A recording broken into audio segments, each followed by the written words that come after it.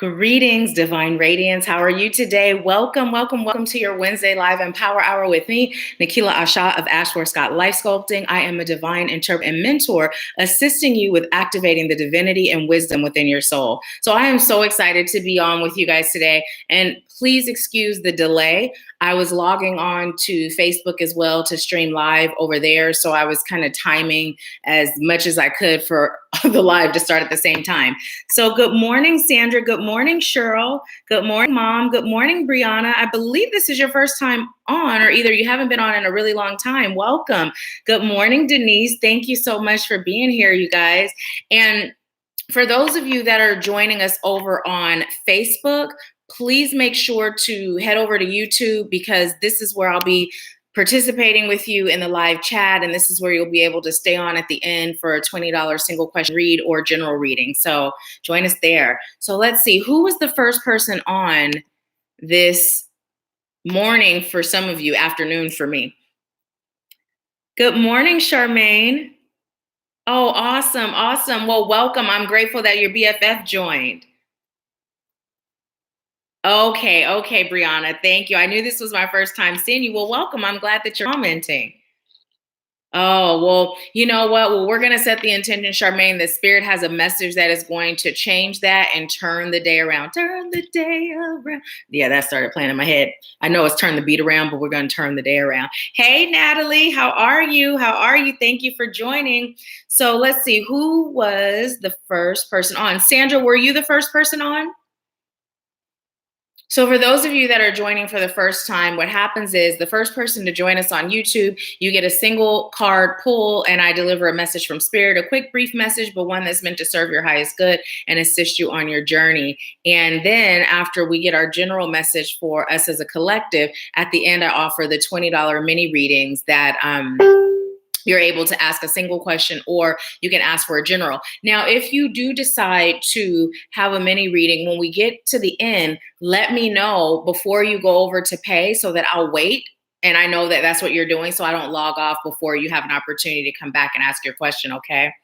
Okay, awesome. So let's go ahead and pull for Sandra. Is this the deck for her? Okay. Spirit said no. Pull from the past life deck. Okay. Unrequited love is what you got, Sandra.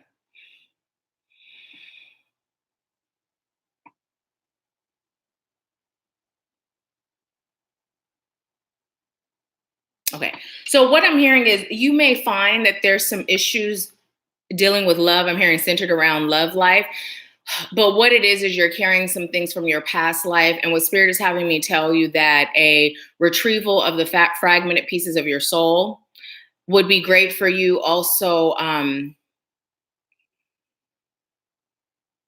severing of old vows that you've taken, beliefs that you may have developed as a result of a past life relationship that carries over into this life based on your vibrational frequency.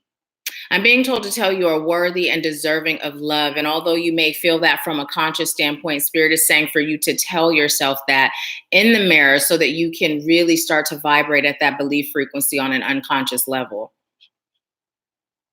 You have so much to give, but you deserve the same in return. It's like it's been one-sided, lopsided, not balanced. And now it's about you balancing every aspect of your life, loving yourself more, giving to you what you so freely give to others, and also not settling for less. I'm hearing than what you deserve, but what Spirit is saying is less than what you give, because until you get to that point where unconsciously you really truly know and believe what you deserve, have your marker be less than what you give. Don't settle for less than what you give if they're not matching you. And this isn't just in like a love relationship with a significant other. This carries over into friendships, family relationships, even working relationships, maybe working so much and giving your all, but not being acknowledged or recognized or rewarded for the work that you do. And I'm being told to tell you, this is a place for you to start your healing. So this is a starting point. What's coming through is there's a lot of things that are being affected in your life as a result of this past life experience. So that is the message that I have for you. Okay, Well, hey, Ray. It took me a minute to remember the screen name, but I remembered. Welcome on. Hey, Javi. Hey, Javi. Did you get my Facebook message? I sent it over to you, so I'm not sure if you got it or not, but it doesn't look like anyone is over on Facebook. Okay, so I am not gonna sit here and ramble with you guys. I feel a little energized, actually a lot of energized. So let's go ahead and get into our breathing so we can bring the energy to that calm, balanced state. So just go ahead and relax and get comfortable. If you're not driving, you can close your eyes. And what we're gonna do is we're gonna take some slow, deep breaths in through our nose, breathing in love and light, and we're gonna exhale out through our mouths, releasing all that's not serving us. Now, what I'd like you to do, if there's something specific you're choosing to release, focus on that. Or if you like to keep it general and just set the intention that you're releasing all that doesn't serve you, then you can do that as well. I'll be sending Reiki to your heart chakra and your solar plexus, but keep in mind the energy is intelligent, so it will go wherever your body is calling for it to go, okay? So just go ahead and relax and take those slow, deep breaths. Inhale, slow and deep, love and light through your nose. And then go ahead and exhale, releasing all that's not serving you out through your mouth. And just continue to breathe in love and light. And continue to exhale and release all that's not serving you. And as you continue to breathe, I call on highest light guides, angels, ancestors, healers, teachers, wise ones, and ascended masters, all of highest light and love. I call on you and I thank you for filling this space. I thank you for using me as a vessel to deliver a message of light and love. And I thank you for opening the hearts, the minds, and the souls of those I'm called to serve today. I thank you, and so it is. So as you continue to breathe, just go ahead and bring your attention to the top of your head. Bring your attention to your crown chakra. And just give your crown chakra permission to open. Opening your crown chakra now. Allow yourself to feel warm, loving, golden light pouring in from the cosmos into your crown. And just feel that energy as it goes down to your third eye, traveling out to your ear chakras, down to your throat and your heart, down to your solar plexus and your sacral, down to your root. And feel that energy as it pours down your thighs, your knees, and your legs, traveling into your ankles and your feet. And then notice that the soles of your feet may have a tingling sensation. Allow the roots to grow from the soles of your feet, traveling down to Mother Earth, penetrating her core. And allow yourself to feel Mother Earth's heartbeat, connecting to her loving divine energy and bringing her energy back up through those roots, up through the soles of your feet, up to your root chakra, your sacral, and your solar plexus, up to your heart, your throat, your ear chakras, and your third eye, and bringing that energy up and out your crown, traveling and connecting to your source of highest light and love. And just allow the energies to dance, bringing them both back in together through your crown, setting the intention that they will flow and travel throughout your entire cellular being, loosening and releasing all that's no longer serving you with every inhale and exhale you take throughout the day. And so it is. Okay, so when you're ready, just go ahead and open your eyes and let me know how you feel. If you feel more relaxed, if you feel more grounded, balanced, and centered. And usually we get the T message more towards the end, but Spirit said to read it now. And what we have is people who love are forgiving. Ooh. So let's touch on that a bit. When we decide to embrace the light and be on this path, we don't only love, we become love, right? But what Spirit is telling us, in order for us to evolve and ascend to a higher level, it's important that we forgive. Forgiveness has come up throughout some of our messages. Now, one of the things that we're so used to doing is forgiving other people, but we often forget to forgive ourselves, right? We had the Tuesday Tips and Tools message that stated how we are our sole problem and our sole solution, right? It starts and it ends with us. Now, whether or not we acknowledge that on a conscious level, our unconscious realizes this, right? So therefore, if we're experiencing something that doesn't feel good, that feels like hurt or betrayal or all those other things that make us cry and feel sad and go into a shell, well, our unconscious mind is holding on to that lack of forgiveness for self. So what we're being reminded to do is not to skip self when we're forgiving, right? It's so, so important to forgive ourselves, okay? Because no one can come in and do anything without permission, whether we've handed over our power, whether we've forgotten our worth and our value, whatever the case may be, they came to show up as a teacher, right? But the pain is because of us. We allowed it. We opened ourselves up to that, right? So it's time for us to forgive ourselves, okay? So I'm going to go ahead and start with pulling our cards and see what Spirit has for us. Oh, awesome. Okay, which way? Is it meant to be? Okay. Yeah, this morning, I thought it was weird. Spirit said to grab the past life deck. All the decks that I grabbed today, Spirit said to grab them. And when the past life deck, okay, when that one came out, I was like, okay. Weird, but okay.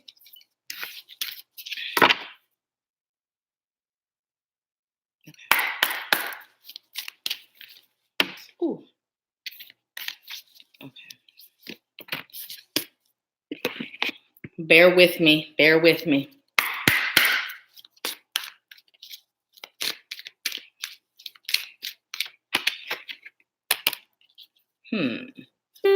Alrighty then. Spirit is having us pull a lot of cards today. Oh, there was only one. Awesome. Every time I say awesome, I think of that Lego song and how I annoyed my son with it. I can't believe he just turned 16 on the 10th.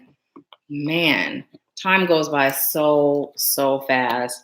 I believe having children or children around you, at least for me, that's how I know how much I'm aging, right? Because my oldest will be 23 and my youngest just turned 16, 2 more years, and he is 18. It's crazy. Man, it seems like, I know you've heard a lot of people say this, parents say this, but it literally feels like yesterday. Like, seriously, it feels like yesterday. It's a trip. Okay. I was just told that whatever way this comes out, it's not meant to be reversed. And look, it came out reversed. So, okay. So let's go ahead and get into it. Let's see what you all are saying before we do. Oh, Natalie, you know that song, right? Okay, so the first card we got is Manifest. Look at that. Spirit has been telling us to step into our power, and really manifesting is all about energy. But as I'm holding this card, Spirit is saying, don't be afraid to tap into and utilize your magic. And we'll get into that in a second. I'm being told to tell you all the cards. We also got Change Your Focus. We got Spread Your Wings. This one came in reverse, and it was definitely meant to be that way. Okay, we also got Take a Break, Inner Temple, Monk or Nun, Father,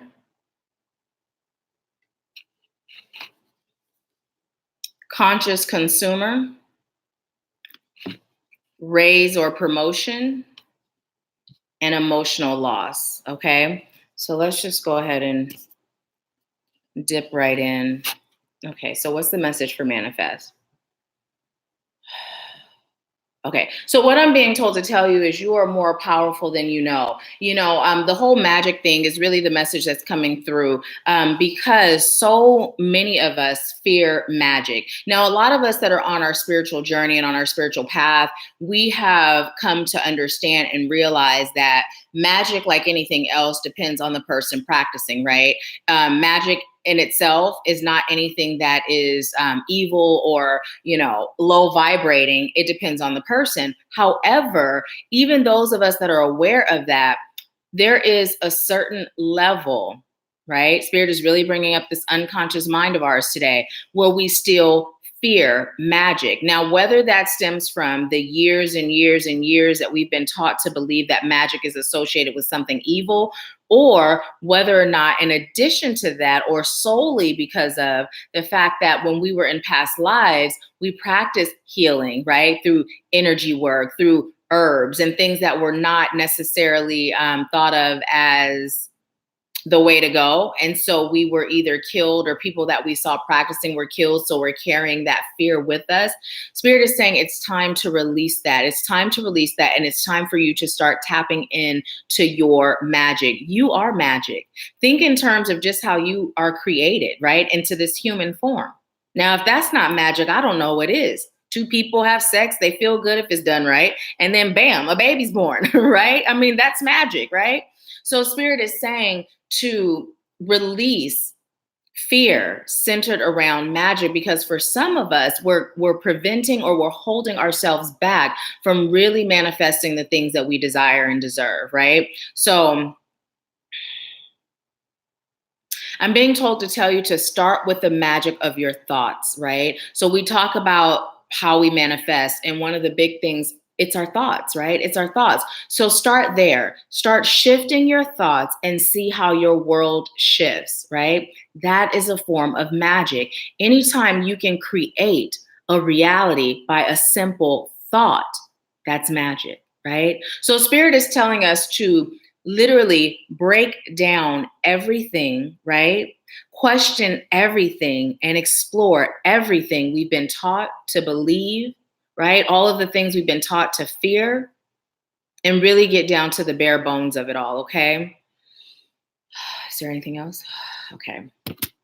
So let's see.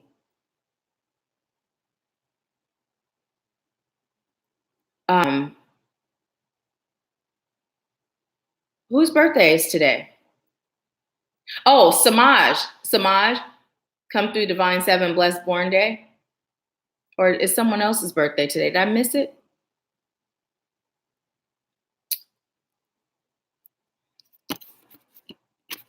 And Cheryl said, as long as we're breathing, we are all aging. It's true. It's true. And, I was having a talk. Speaking of that, I was having a talk with one of my brothers. I can't remember if it was my god brother or my blood brother. But we were talking about the whole thing and just how everything is designed to control our vibration, right? Everything that society has put out there. And one of the things that I was telling him was like how Prince didn't celebrate his birthdays, right? And Prince looked really young, right?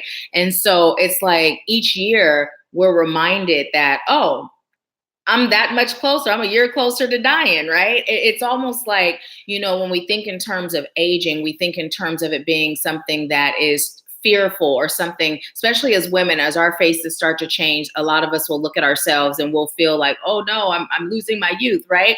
And I'll tell you, there's times when I'm guilty of that. Like, okay, listen, I was looking at myself and right here, I can see the difference. So I'm doing this, like how I looked before I had this little thing. How ridiculous is that, right?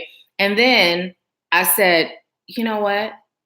I'm grateful because I'm aging gracefully, right? And I'm grateful for the wisdom, right? But this is something that's embedded in us as women to feel like when we age, we somehow become less beautiful or less desirable, right? It's ridiculous. And so no matter how enlightened we are or how advanced on our spiritual journey we are, these things that have been drilled in us from lifetime to lifetime, right? From birth in this lifetime, it's embedded, it's in our psyche. So it takes us really stopping, noticing when we're caught up in that web of whatever that web is and pulling ourselves out and then reminding ourselves from that vantage point of our higher self, this is ridiculous. I'm grateful, right? So as I say that, Spirit is saying it's similar to the magic thing, right? We may know that magic is not bad in and of itself, right? But unconsciously, some of us are still fearful, right? So yeah, let's see. Charmaine said this resonates so much already. I'm so grateful. Cheryl said, I love the subject about manifesting. Me too. Me too is one of my favorites. Oh, okay. Ray said, no, belated birthday to your son turning 16. Yes, yes, Divine 7. I thought about that too, because his is 7, and then my 43rd is 7. And I was like, oh, my older son, he's not in the 7 range, but he's born on the 7. So yes, yes, yes. Cheryl said there are a lot of older people that look better than the younger ones. This is true. This is true. And I do feel like it's also a state of mind, you know, like when we talk about connecting to our inner child, this is another way to stay youthful, you know, by connecting to our inner child, but then also taking away the weight of aging, right? When we take away the weight of it and we look at it as, you know what? I'm growing, I'm learning, I'm gaining wisdom. And I had someone when I was still in Washington State, I used to go out to, like, we'd have ladies' night and we go to a Mexican restaurant, have food and have a few drinks and, you know, just have fun, girl time. And so this one lady, she said, you know, when I look in the mirror and I see my lines, it reminds me of all the times I laugh with friends. You know, it reminds me of all the times I cried tears of joy. And I thought that is such a beautiful way to look at it, because really we get lines and stuff most of the time from smiling, you know, making faces, right? So yeah, just another way to look at it. Okay, so with the change your focus, what is the message here?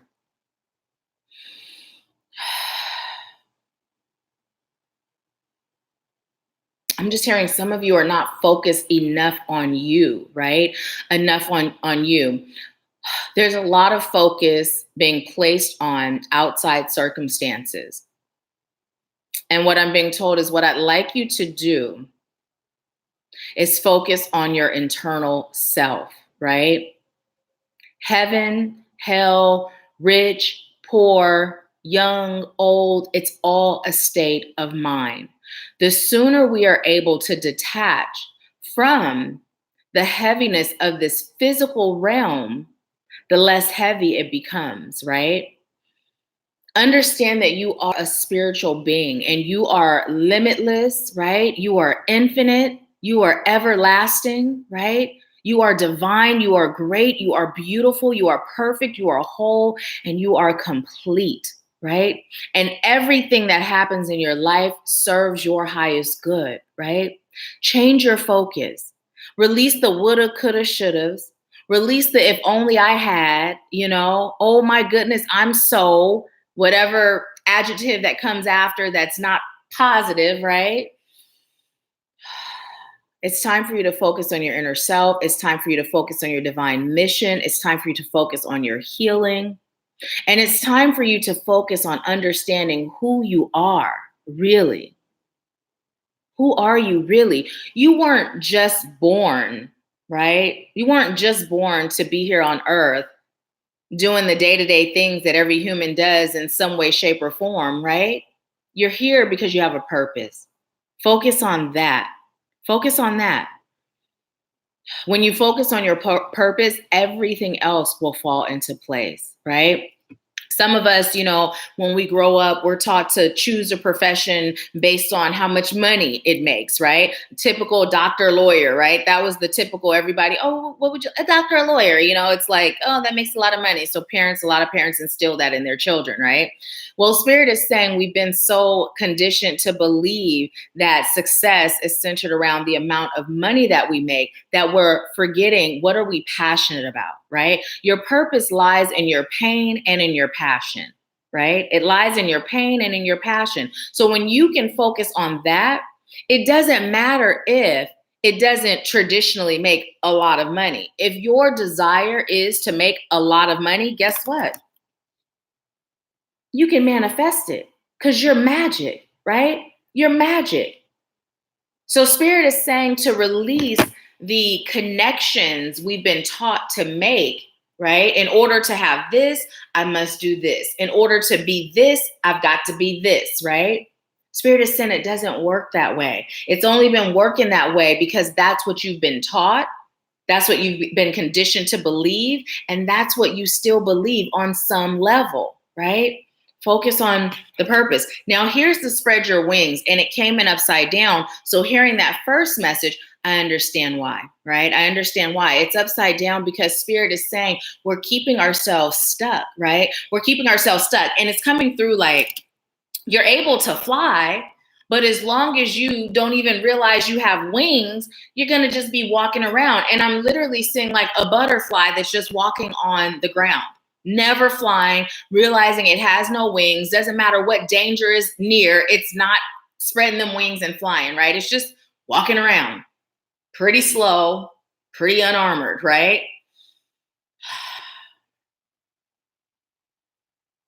Okay. I'm being told to tell you the divine is your wings, right? Spirit is your wings. Your guides are your wings. The ancestors are your wings, right? Connect. Connect to your higher self. Connect to your guides, your ancestors, the angels, your divine spirit team, and spread your wings, right?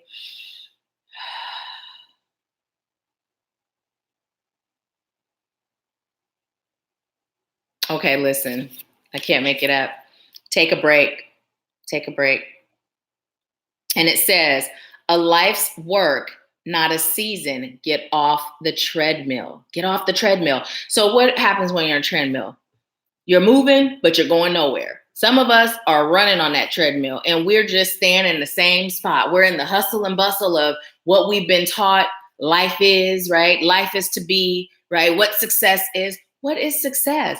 When was the last time you really thought to yourself, what is success? What is success? I'd like to ask you to do that, right? Even if you don't do it now, but take some time from now in between this week, until our next Empower Hour. And you don't have to share unless you feel led, but take some time and ask yourself, what is success to me? And write it down. And when you write down what success is to you, the next question is, and why, right? List all the things that success is to you, list them first, and then go through and say why. And then what I'd like you to do is determine how much of your ideal of success is your own and how much is what you've been taught, right? And then when you go through that list, the things that you realize are not your own, take them off the list, right? Take them off the list. This will help you get yourself aligned with achieving your version of success because it's different for everyone. And as long as you're attempting to be successful based on someone else's standards, it's going to always feel like you're on that treadmill, moving but getting nowhere, right? Or only getting so far. So yeah, let's see what you all are saying. Yes, Cheryl, hamster, that hamster wheel definitely came to mind. Let's see.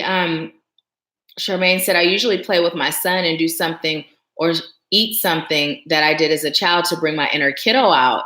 Yes, listen, if bubblegum ice cream was vegan, oh, me and my inner child, we would have ice cream dates all the time. That was my favorite ice cream from a kid all the way up until I became vegan. I mean, it's still my favorite ice cream. It's just, now that I can't eat bubblegum ice cream, I rarely eat ice cream. So, or I choose not to eat it.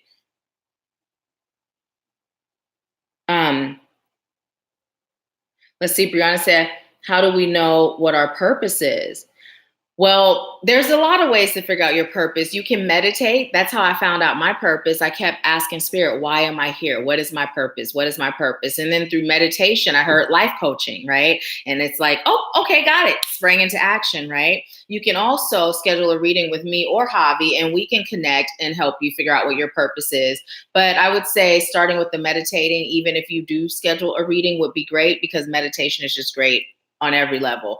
But yeah, those are ways that you can figure out your purpose. And then also, again, looking at where have you experienced the most pain? Where have you experienced the most hurt, the most struggle in your life, right? And what are you passionate about? Because we don't experience hurt and pain and struggle for no apparent reason, right? We're experiencing these things so that we can heal it, learn from it, get our PhD in the area, and then serve from that point. So your purpose is going to lie somewhere in there, right? Somewhere in there. So for me, Spirit saying life coaching, that was very general and broad, right? But then when I began my healing journey, I realized that, oh, I'm serving people that have pretty much been through the same things as me, right? And I just shared with the RIM group that I am being revealed, things are being revealed to me by spirit, things that I didn't even know existed with love, things that I didn't realize that I still had some areas to heal, and spirit has been showing me. And just yesterday, right, I was doing a healing with spirit and myself, and it revealed to me, I was in a cabin in the woods. I had this cozy home, right? And I was alone. I was alone in this cabin by myself, no one around. And what was revealed is my spouse betrayed me. Like, not did my spouse not only just cheat, but my spouse actually turned me in and said I was a witch, and then I was hunted, right? And so this is another piece of the puzzle that has come. There was, when I had timeline regression done, I actually was in the woods and I was looking up at the stars and I could hear the dogs barking and I was running, and I thought perhaps I was a slave, but spirit revealed to me that was associated with this vision that I just had. So I'm getting another layer. But the reason why spirit is now focusing on this component of my healing is because it's been revealed to me that I'm meant to serve couples as well, right? I'm meant to host couples retreats as well. So I'm like, okay, spirit, I get it. So see, the areas where you may find yourself where in the past you've struggled, or the areas where you've had the most pain, it's usually somewhere in there. So yeah. Ooh, Cheryl says success to me is all the things that make me happy. Awesome. Yes, yes, yes. Yes. So let's see which one is next. So Father. I'm gonna go here. Father. So what I was told as soon as this card came up was, some of us are dealing with father issues, right? Some of us are dealing with father issues where the relationship and that bond with our father isn't there. And for some of us, what I'm being told is, some of us, we're being told to be okay with the sorry, the apology that we never will get, right? And that's cliche, but that's what's coming through. And some of us, we're being told forgiveness is key, right? Forgiveness is key. Understanding that despite the things that we're missing in your bond or your relationship with your father, that you are still worthy of love. Because there's so many things that the relationship with our parents or lack thereof shapes and molds in our lives, right? And here's the thing with my first husband, what I came to understand when he shared how his father didn't attend his games, and for him that was like huge. It was traumatic, right? And I'm sitting there like, that's what all you got to complain about, thinking about my childhood, right? But I realized that everyone interprets trauma different. So when you hear this, you may think, well, I wasn't abused, I wasn't, abandoned, I wasn't, but there could be something that occurred, like something as simple as that as a child, you didn't have that logical capacity to say, my dad was working. My dad was providing. My dad loved me, but his work didn't allow. A child doesn't understand that. So as you're exploring this message of the father healing, right? Don't just think in terms of those big catastrophic traumas that a lot of people experience, because yours may not be that big on the logical scale, but to a child, which is when it imprints, it could be just as huge. It could be something as simple as your father yelled at you a lot, right?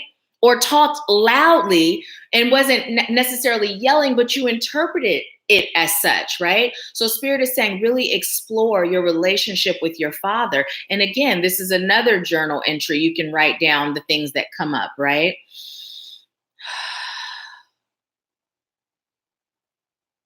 Okay, anything else? Okay, I'm also being told to tell you, whether you're a father, a mother, or something in between, don't beat yourself up for how you have parented your children, because you did the best you could. And when you know better, you do better. So if you're currently parenting and you're feeling as though there are things lacking or things you can do better, Spirit is saying, don't beat yourself up. Just change your focus and do better now, right? Do better now. So we also got the inner temple. And speaking of change your focus, this message came up there.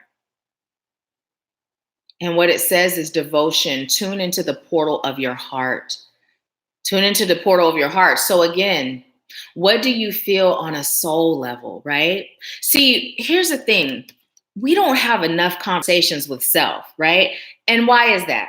Because when you see somebody talking to themselves, you automatically go into, oh, they must be crazy. Again, that thought was formed for a purpose, right? If you see someone having a conversation with self, we think, what's wrong with them, right? Nothing. Sometimes they're working it out with spirit. Sometimes they're working it out with their higher self, right? They're reflecting on who they are, who they've been, and who they're called to be. So what Spirit is saying, it's time for you to have more conversations with self. It's time for you to really sit down and get real with yourself. Sometimes you can do it in the mirror, right? We've talked about this. Look at yourself, smack dab in the eyes in the mirror, let your higher self talk to you, but just finding out what's in your heart. What's in your heart? Because we're so disconnected. We talk about being disconnected from spirit, but in reality, what does that mean? We're disconnected from self. We're so busy striving to reach a level of success that isn't even resonating with us on a soul level. So we're doing all these things every single day that not only don't bring us joy, but they stress us out. They worry us out. They make us afraid. They make us angry, right? They make us bitter. All of these things when we are called to be enjoying life, right? This is supposed to be a joyous experience. So if we're living in that energy of I'm stressed, I'm overpooped, I'm overworked, I'm all these things that are low vibrating, Spirit is saying it's time to do what? Change your focus. Something is off, right? Because when you are aligned with your soul, when you are aligned with your purpose and your calling, you feel peace. You feel balanced, right? You feel energized. You feel happy, confident, and secure, right? So it's time for us to get real with self. And one of the big things that Spirit is pointing out is it doesn't matter how much time you've put into something, right? I was married for over 14 years to my first husband, right? I spent all my 20s with him, right? Some would think that's your most vibrant stage. At the time, that's what you think, right?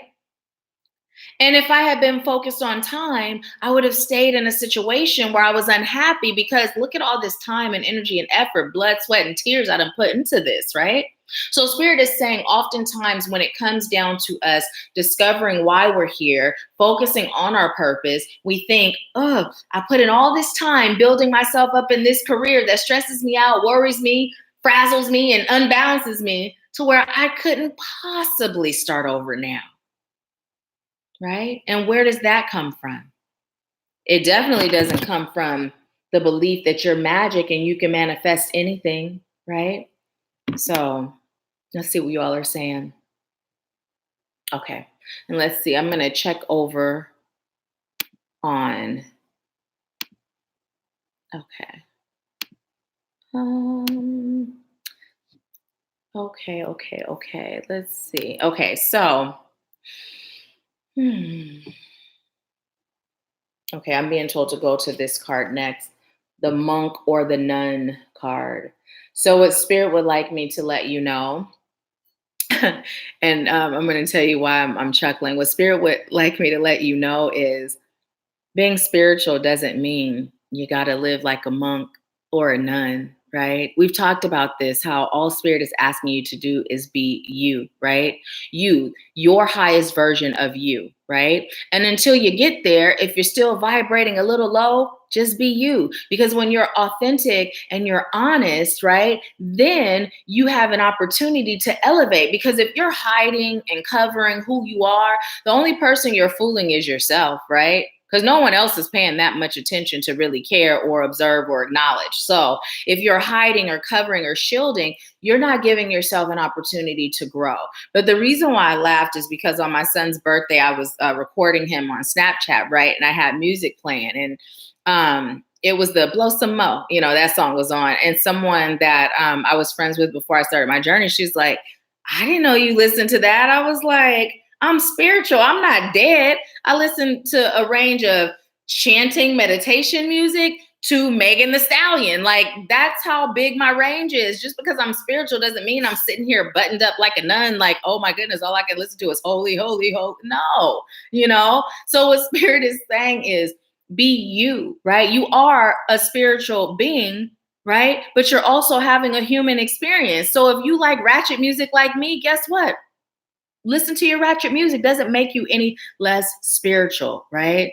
This isn't about striving to be perfect, because you already are perfect exactly as you are. This isn't about appearing to be perfect, because you already are perfect exactly as you are, right? So yeah, I just heard twerk something. So yes, Charmaine, that is on one of my playlists, my Pandora playlist. So yes, Cheryl said, I talk to myself a lot and I feel good about it. Yes, I do too. I really do, you know? And oftentimes, when I'm talking to myself, it's like, okay, if I find my vibration getting a little low, I'll be like, Nahkila, what are you doing? You know, like you already know, you know, like that. But I'm literally talking to me. I'm allowing my higher self to take over, right? And talk to the version of me that's forgetting who I am and why I'm here. And there's nothing wrong with that. If more of us were doing that, we would be able to prevent ourselves from sinking deeper and deeper into that hole of depression, that hole of, you know, chaos and confusion and forgetting who we are. But we've been conditioned to believe talking to yourself means you're crazy. Is something wrong with it? You know, sane people don't do that. Again, no coincidences there, right? Okay, so we also have conscious consumer. Conscious consumer. And what it says is you have the power to heal and help the world with your decision to buy only products and services that are ethical and environmentally friendly. As a conscious consumer, you choose to invest in fair trade and organic goods. You live simply and you purchase only that which you need. Okay, so here's the thing. As I'm reading this, the thing that's coming through is taking a stand. You know, like so many. Do you guys remember when? Well, I'm sure everyone remembers when Colin Kaepernick took a knee, right? My thing was, out of all the people complaining, who's gonna stop watching football, right? If you're not gonna stop watching, I don't complain over here. I'm closing my ears to it, right? So what's coming through is we're being called to take a stand, right? Take a stand. What you believe in, what you feel, every aspect of your life, right, is to reflect that. Because oftentimes we think, oh, it won't make a difference, or oh, I won't make a difference. And we all know that it starts with just one person. Because if everyone is saying it or I won't make a difference, then there's never a difference that will be made. But if we can say, you know what, little old me, right, makes a difference, right? Because I'm standing firm in what I believe, right? Well, I'm now an example of what that looks like. And on top of that, it's all about you. It starts and it ends with you, right? So spirit is just saying every aspect of your life. If there's something that goes against your ethics, don't purchase it, you know? Don't patronize it. Keep your energy of money invested in the things that you believe in, the things that you agree with. It may take some research, right? But Spirit is saying it's time for us to be more mindful on every level, because this shift, this collective shift, it's not just, you know, dealing with the mindset. It's not just dealing with the healing of the heart. It's not just dealing with the collective consciousness, understanding that they are divine, having a human experience, right? It's also the energy of where are we putting our finances? What are we helping to fund with how we're spending, right? So Spirit is saying the whole shebang, full circle, really being mindful of everything, right? And when we know better, it's time for us to do better. Because sometimes we don't know. Like, we don't know what products are supporting what. But when we know, there's times, and I've been guilty of it myself, there's times where we'll know and we'll, oh, but I like that. Or, oh, but this is the best, right? And we still purchase. So Spirit is saying to shift that. Again, changing our focus, right? So we also got raise or promotion. And instantly, as I'm holding this card, I'm being led to grab the manifest card again. And before I read what it says, Spirit is saying that Your finances are to be manifested. Your promotions are to be manifested. Your entire life is to be manifested. And if right now you're experiencing lack, manifest your way about that ish, right? So it says, congratulations, an increase in your abundance flow awaits you. This is a result of your positive focus and willingness to take action based on your divine guidance. Keep up the good work. So, we had this conversation last Wednesday, right? When spirit guides us to it, Spirit is not going to provide us. Spirit is not going to not provide us with the tools to get us through it, right? So for those of us that have said, okay, Spirit, you said this is my path. You said this is my route. I'm moving in unwavering faith and I'm taking action immediately. This is what awaits us, right? Raise or promotion. Now we can be receiving a raise in money, but we're most definitely receiving a raise in our vibration, right? A promotion can have to do with finances or work or career, but it can also have to do with our ascension, right? Right? And the more we ascend, the more we raise our vibration, the more we're able to manifest. And this isn't just financial, right? This is every area of our life. So Spirit is saying, when you get the message, move, take action, right? Here's the thing. Oftentimes we think about it, right? But the more we think, the less we know, right? And the more we know, the less we think. So think about that. Think about it, right? But literally, right? Literally, faith is not just believing, it's knowing, right? But if we take time to think, we know less, right? Because as we think, we're talked about what we already know. We're talked out of what we know. So when we feel that instinct that says, do it or don't do it, that's our knowing. We're equipped with that. Then we start thinking about it, and then fear pops up, and then lack pops up, and then all these things pop up. And next thing we know, we're either confused or we've just thought our way out of what we already know, right? So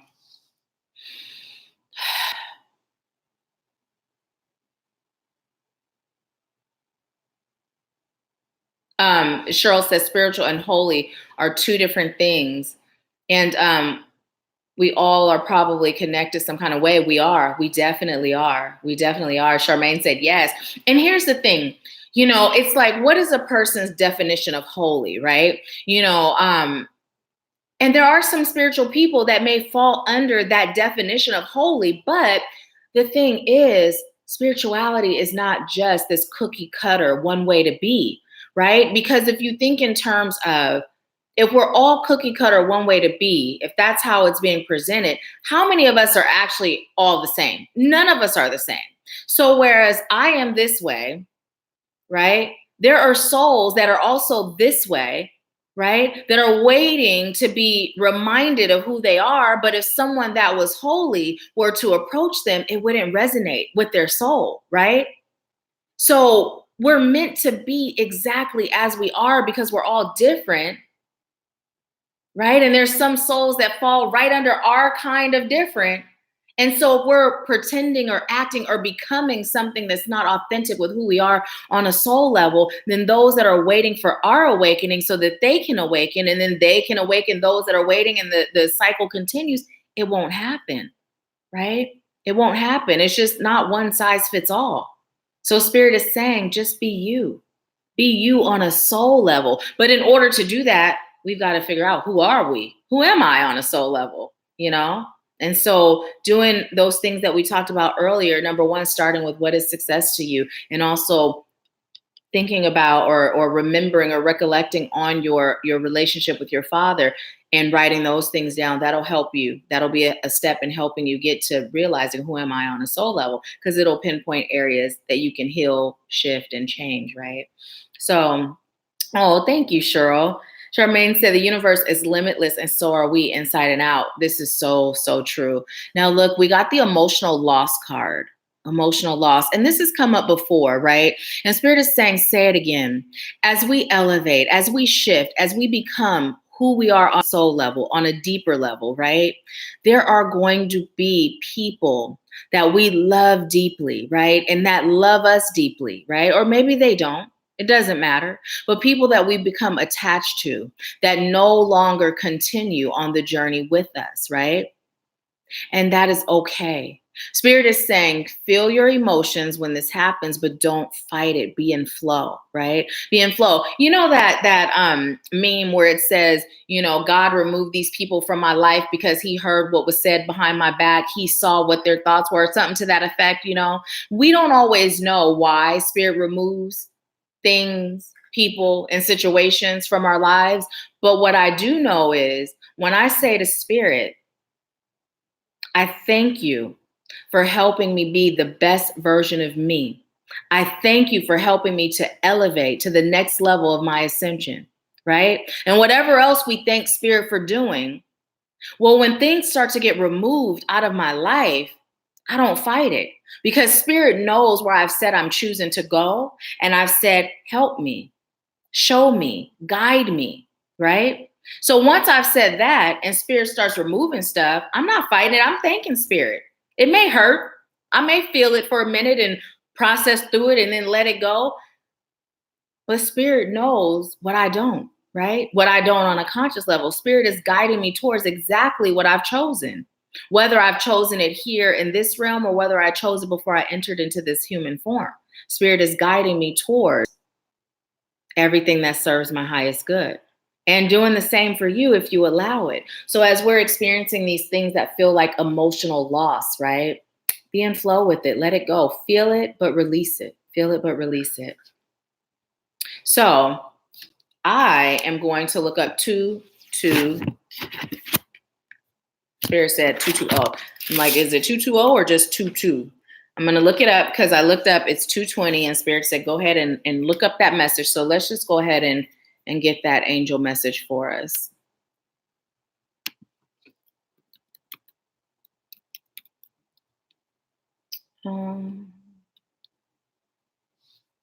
Let's see. So while I'm getting this number, you guys, the plant, I don't know if you can see the plant that's behind me on the TV stand, but Ganesh has had this issue with eating the plant, right? So I go and get him pet grass yesterday. What do you know? Guess what? He still would like to eat the plant instead. So I put the pet grass next to the plant, like maybe this will help. We'll see. I'll let you know. So it says angel number 220. Number 220 is a blend of the attributes and vibrations of number 2, the energies of number 22, and the influence of number 0. Number 2 resonates with duality and polarity, service to others, faith, and trust and intuition, insight, encouragement, and your life purpose. Number 2 appears twice, relating it to the master number 22, master builder, which aligns with manifesting, right?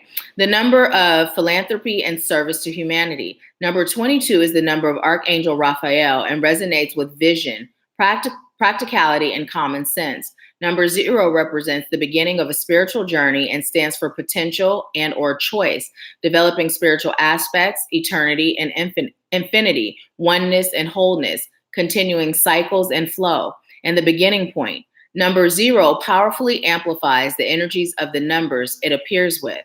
Angel number 220 is a message from your angels that with ongoing positive expectations, thoughts, affirmations, and visualizations, you will manifest your expected outcomes. Maintain your connection to the angels and the universal energies and listen to your intuitive and angelic guidance. Angel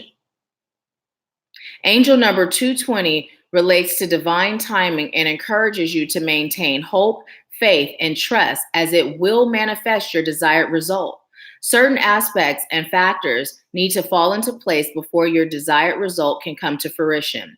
Be patient whilst things are being organized behind the scenes by your angels and the universe. The message is to hold on to your faith and trust and be patient a little while longer. Trust that you will achieve your desired results and outcomes. Put your energies into the basics and let go of excess. Focus on the simple things and the complex will take care of itself. So I love how Spirit brings forth a number. Lately, we've been getting those numbers and they've been aligned with the messages we received during Empower Hour. So one of the things that's coming up is as we're manifesting, right? The whole set it and forget it. We've talked about this a lot.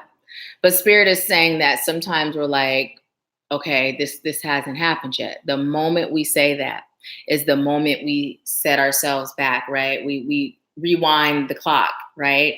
And we're now, now it's going to take longer. So what Spirit is saying is that it's time for you to have trust and faith, unwavering, having that knowing that you are powerful. You are a powerful, infinite being. And if you have put in the energy to make change in your life, right? Any aspect, trust and know that you are being supported and that the change is occurring. It may not feel like it, but it's occurring, right? It's occurring. We may not see this big grand display of fireworks, but it doesn't mean there's not a little match behind the scenes that's getting ready to set it off, right? So Spirit is saying to remember that faith and that trust and to be patient, right? Our concept of time has been given to us, right? So that we are impatient, right? When we're impatient, we're now setting ourselves back. And when we set ourselves back, we're not thinking in terms of, I am my sole problem, my sole solution. What we're been taught to say is, oh, this just doesn't work, right? Oh, it's not happening. Oh, Spirit's not answering me, right? Oh, God's not answering my prayers, right? But that's not the case. It's us. If we can release the time, like it has been 7 whole days and not a word from Spirit, right? 7 whole days and I'm just about through. If we can release that and just say that everything happens according to divine timing, because again, we don't know why it hasn't happened. There could be things that Spirit is pointing out to us. You know what? Here's a lesson to learn so you can be ready for what you're asking for. But we're so focused on it's been 7 days and it hasn't happened that we're missing the lesson. And then the patience becomes the lesson, right? So Spirit is saying, just remember that you're powerful. You can manifest anything. And timing, the way we've been taught, doesn't exist, right? Just wait. Continue to do what you're guided to do. Each step that you're given is leading you to what you're manifesting. All right. So let's see.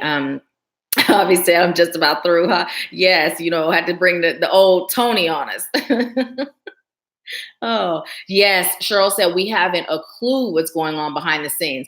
And this is so true. The only thing that we know is going on behind the scenes is that Spirit is working on our behalf, right? That if we can remember that, we're fine, right? It's today, my mom and I, we were having a conversation and my mom's like, you're going to be fine. I was like, I know, I know everything's happening to serve my highest good. Right. So even when it seems like things aren't moving or shaking the way that we're working towards or we'd like, as long as we can know I'm good.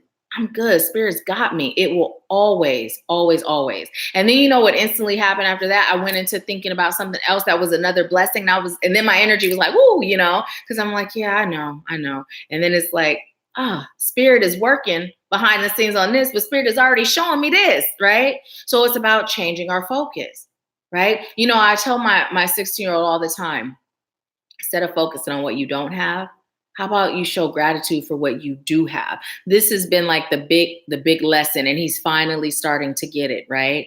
Instead of us focusing on what we don't have, Spirit is telling us to focus on what we do have. And that'll help us release that it hasn't happened yet, So, yeah. Hey, Victoria. Victoria said, time passes whether we receive what we think we need or not. We get what we are meant to when we are meant to get it. This is so true. So true. And Javi said, when you said 7 whole days, you were thinking about that Tony Braxton song. Yes, definitely. Natalie said, I just paid for a reading for later. Awesome, awesome, awesome, Natalie. Thank you. And we are actually done with our Empower Hour.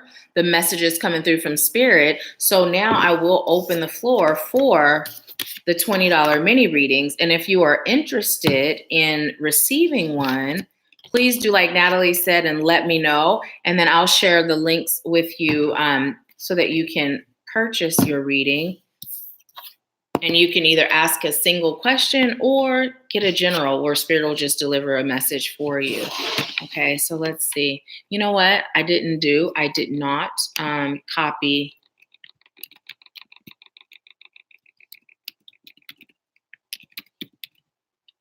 So that is, if you choose to do Cash App, that's the ASHWRTH. That's the Cash App. And then if you choose to do PayPal, you can click the link in the description box and the PayPal link is there. So Brianna, if you have Cash App, go ahead and go to AshworthScott, and then you can pay your $20. And then after you do that, let me know what your question is, or if you like a general, okay? And Natalie, what is your question today, or would you like a general today? And thank you so much, Natalie and Brianna. And thank you for allowing me to serve you guys. I appreciate it. You know what? There's a store here, a little grocery store that's going out of business. And so I bought mint tea from them, although I still have some of my old mint tea. But it's not the same. It's nowhere near as minty. And there's a peach detox tea in there. I mixed them, but the mint tea that I got last time is so much better. So I'm going to stick with that one. You know, when I see a deal in a big box and it's 30% off, it's like, oh, it's good enough though. It's not bad. You know, it's just, clearly I won't purchase it anymore because they're going out of business. But even if they weren't. Okay, awesome. Thank you. Okay. Okay, thank you, Denise. I appreciate you and I love you too. So Natalie says, so I decided I'm doing it, getting out on the road, super excited. First I get told I can't do tarot in public, long story, but it's relevant. Then my debit card that was deactivated gets stolen. So far I've had a positive attitude, and then, okay, so number one, I'm being told to talk to you. And I'm going to talk to you, and then I'm going to tap in from spirit. But you realize you're being tested, right? Look at what you said. So I decided I'm doing it. That's first off. You decided I'm doing it, right? And then from that decision to do it, look, all this stuff is happening, right? So it's multi-layered. All the stuff is happening because when you as a light worker decide to just do it, there's forces that are like, oh, no, you don't. No. We can't let you get all in your powerful sweet spot and start serving and changing lives, helping people change their lives and heal and getting yourself even more healed and vibrant and elevated. Oh, no, right? And so spirit is sitting back like, okay, let these forces go ahead and test her. Let's see where her faith is at. Let's see how she's going to handle this. Let's see what she's going to do about this. Right? So you're in test. This is good. Now I've shared with you guys how when I'm making decisions and I'm moving and shaking and I get tested, I get excited. I get grateful, right? Because I know from these tests, there's a blessing, right? There's a blessing. So spirit told me to say that to you. And now I'm going to tap in and see if there's anything that I'm actually receiving. Okay, let's see. Natalie said, I walk outside to get on the road to go away to the beach and my car window has been smashed. Didn't steal anything at all, just fucking smashed. Grateful nothing was stolen though. I want to still go away from my trip to the beach. What the hell should I do? Why is this happening? Yes, I know it's a test. I'm not even sad, just feeling pressure. And I know I can do it, just don't know how.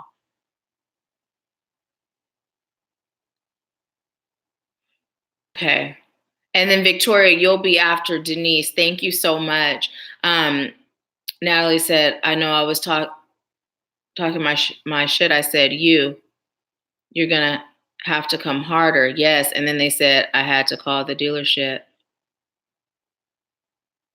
I just got confused whether I'm being tested or punished. Like, I know I haven't done anything wrong, but like, should I not have this car? Okay. So no. And literally spirit keeps telling me to talk to you. No, you're not doing anything wrong. You're not doing anything wrong, right?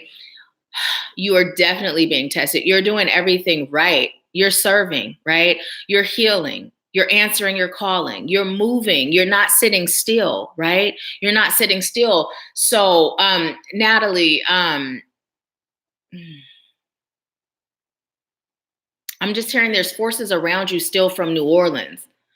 from New Orleans, right? So yes, you're being tested. Yes, you are, there's energies attempting to prevent you. But what I'm receiving is for you, it's not just like, oh, um, the typical energies that interfere when we're making positive shifts, right?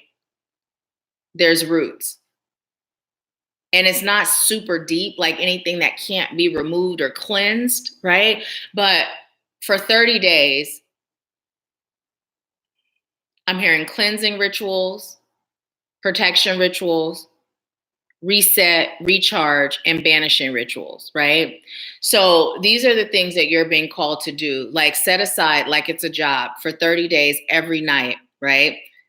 If you can't take a salt bath, a full-on salt bath, get in the shower and scrub yourself with salt, right? Salt that has been cleansed, blessed, and, and infused, right? If you don't do that, put your feet in a salt bath, right? The most powerful is to actually get in the water, your whole body. Light a candle. Just get yourself those candles. If you can get a black candle, great. Get a black candle and let that candle burn until it burns its way out. Put it somewhere safe and just let it burn. And each time it burns out, do another. Like, don't let the light go out until the 30 days is up. So once that candle is on its way about to stop, make sure you have another one lit, right? Engrave in it what you're releasing, right? You're cutting this connection, you're severing ties with, and it's the individual that you met that you had the conflict with.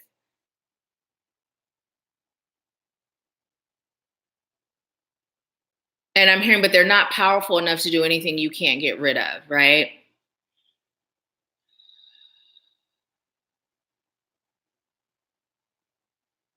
See yourself cutting the cords and the ties from them, and I'm feeling your heart and your stomach.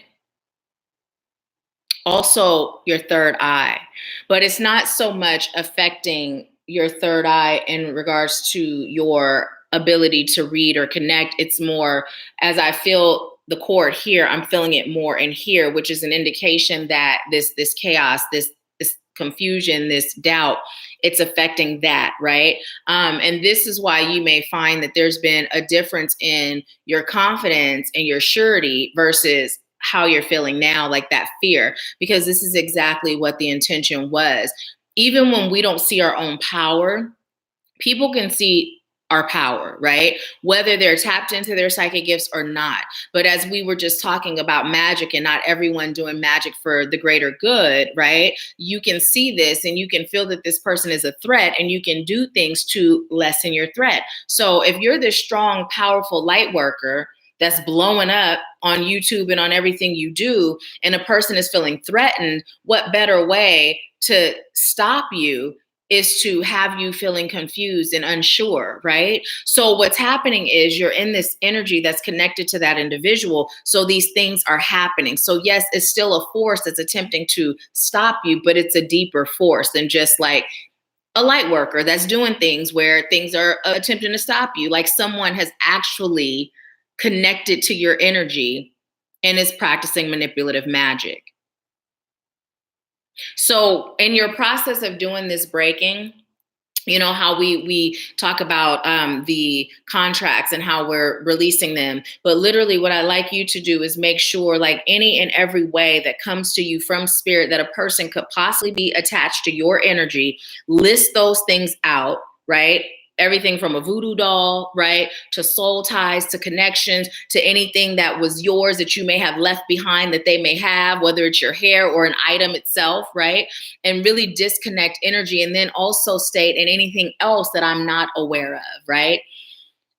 And literally sever this connection. And as I'm saying that, I'm feeling like right here, it's just like all up in here, I just got like this, it felt like pressure, but it felt like fog, if that makes sense. The other way that you're able to combat it is to keep going, right? Understanding this is what it is, just like you know it's a test, this is what it is. And even when you may be feeling that fear or you may be feeling that doubt, keep going, right? Keep going, because understanding it's not coming from you. It's literally like affecting your mind. Not in that, oh, you're going crazy way, but it's affecting your mind where I'm hearing you've lost and you're losing connection with who you are, right? Sometimes people look at you and they think your energy is too big, and let's tone that down a bit, right? And that's what I'm receiving is what happened. Oh, who do you think you are? Let's tone that down a bit, right? And it's just jealousy. But you're stronger, right? You're stronger. You're bigger, you're badder, right? Because you got spirit on your side and you're operating in the light. And the only way that energy is powerful is when you aren't aware, when you fear it, right? And when you waddle in it. So now that you're aware and you don't fear, because now that you know, I'm feeling like it's like, oh no, she didn't. And now your guides are rallying behind you. And I even feel an energy in you, like now that you know, now let's get rid of it. Let's tackle this, right? So let me see what you're saying. Okay, wait, let me go up. Um,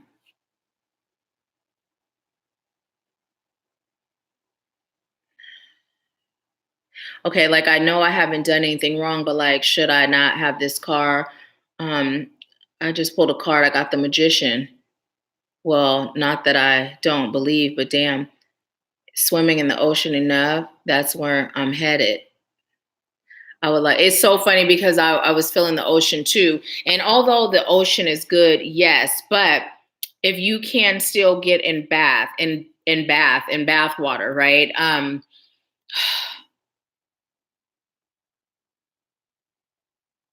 And okay, I'm being told to get in bath water, get some herbs that are good for banishing and protecting, right?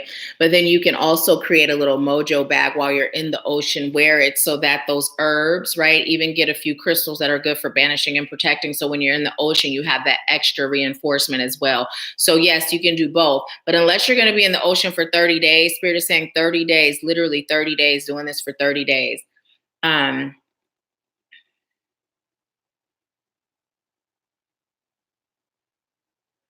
um, You said, well, child, I'm so tired of her. She is weak. I am aware. Yes. The true test is the fact that I am choosing not to beat her ass. Yes, please don't. Um, Thank you so much, Charmaine. So you will be after Victoria. Let's see. Natalie said, so I keep going on the trip and come home after the beach. I just heard, yes, keep going. Keep going. I'm not afraid of shit. I pull cards. Oh, bitch, I'm pissed. And see, release that too, right? Release that too, because here's the thing, like feel it. First of all, let me say this, feel your emotions, right? But after you feel it, give yourself 24 hours. Don't do anything while you're in the energy of being pissed. Let yourself feel it, then release that, because that too is another form of control. When we're hot headed or we're pissed or we're angry, we're not thinking correctly, right? Because we're not connecting with our higher self. We're now activating the energy that they just threw at us. So feel it, because that's a natural human response. But after you feel it, let that go and now get to work, right? Get to work, banishing, protecting, binding, and make sure whatever you're doing in the sense of banishing, protecting, and binding, that spirit gives you the okay, because there's a fine line between, you know, high vibrational magic and low vibrational magic, right? So it may look okay and safe as far as not being manipulative or putting you in a karmic situation, but wait until spirit gives you the okay. And if spirit says okay, then go for it. Not that you're not meant to do it, because spirit is definitely saying do it, but just whatever ways that you do it.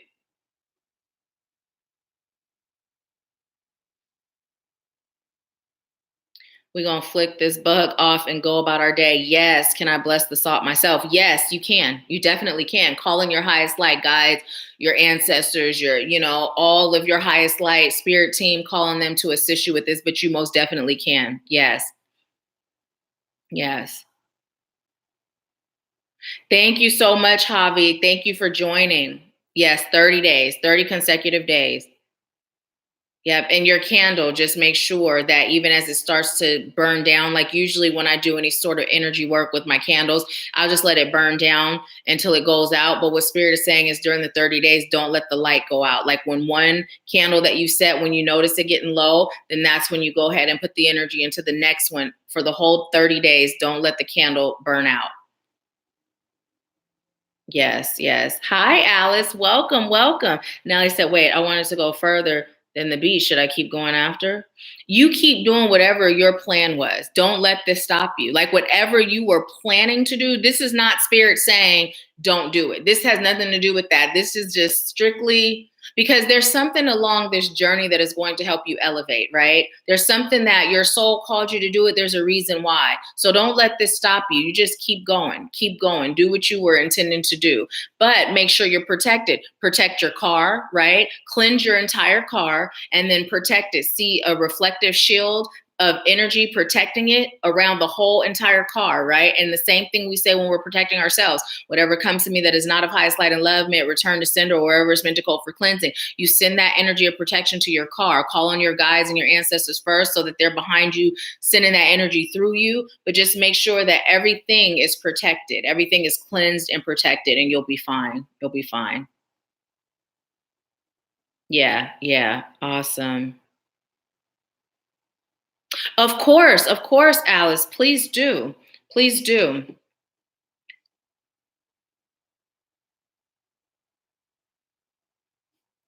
So yes. Natalie, Alice has a message for you too. And I said, it's so protective. They stole nothing. I had designer bags everywhere. They ain't do nothing but smash.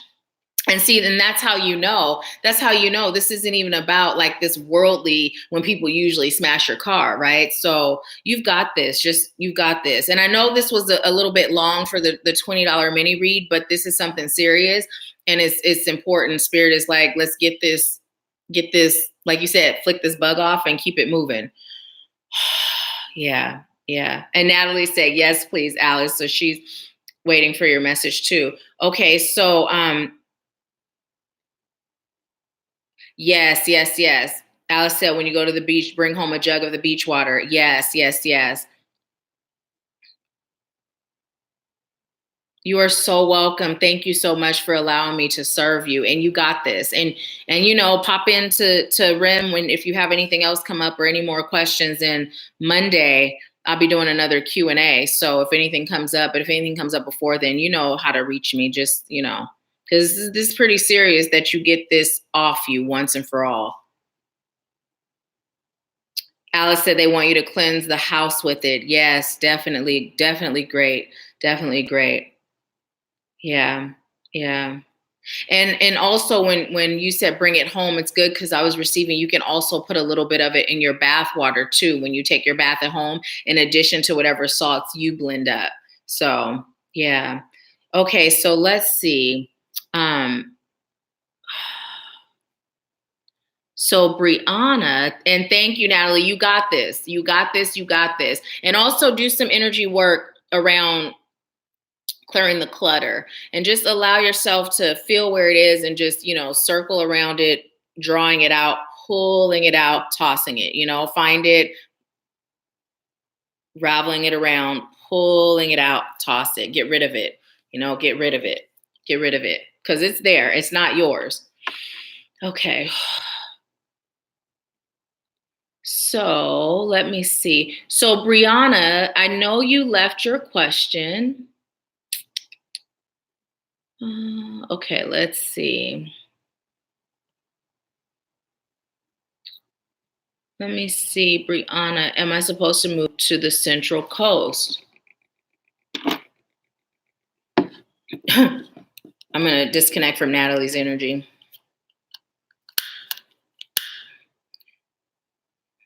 Disconnecting. Connecting to Brianna's energy.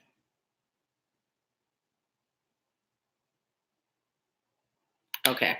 So before I disconnected, when I read your question, the reason why I chuckled is because when you asked the question, should I move to the Central Coast? What I heard was no, but it serves your highest good to do so. So that's why I kind of chuckled. And so I was making sure I'm disconnected from Natalie's energy before I answered you. But literally, I heard no, but it serves your highest good to do so. And the reason why it came through like that is because should I is lack. And so they were being a little bit funny. There's healing and growth that's going to happen for you there.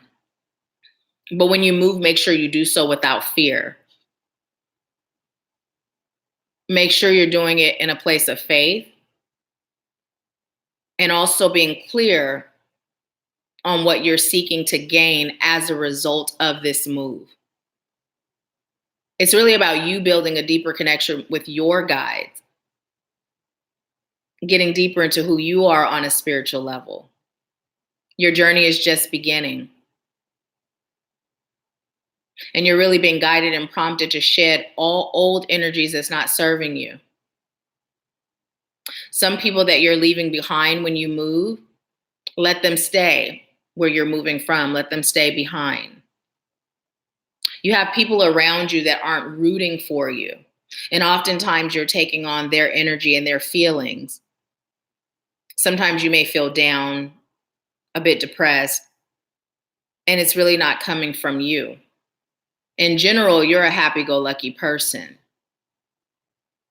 So by you breaking free and making this transition, this move, it's really going to serve your highest good on a soul level. You're really going to feel more free to be yourself, to practice your magic, let your magic shine, and your inner self come to the light. You have so many dreams and so many goals, but you're being called to focus. You get distracted really easily. So it's really going to require you to write things down as they come to you, because you do have things come to you. It's not just mere thought. You're receiving messages. So write them down. And in the same way that you receive them, allow yourself to prioritize and tackle them based on which one Spirit says is top priority. Don't beat yourself up for the things that you don't get done. Remembering the message of time. As long as you're moving, as long as you're acting, you'll be fine. And I'm being told to tell you also money is fine.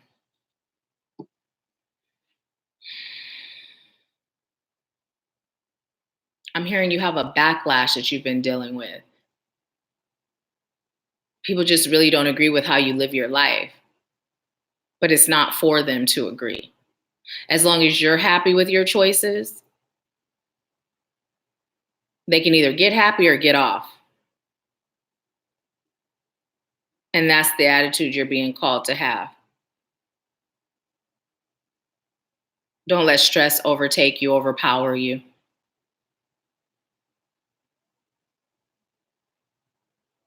Heal yourself from that fear of judgment and surround yourself with like-minded, like-spirited light workers. Because not every light worker vibrates in the same frequency. So whereas you may know a few, make sure that the energy is a match for yours.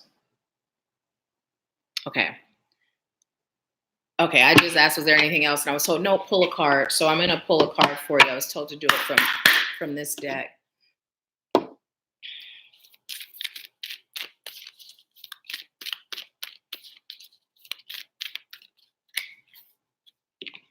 Okay, so you got dance with life. Do something to change your energy.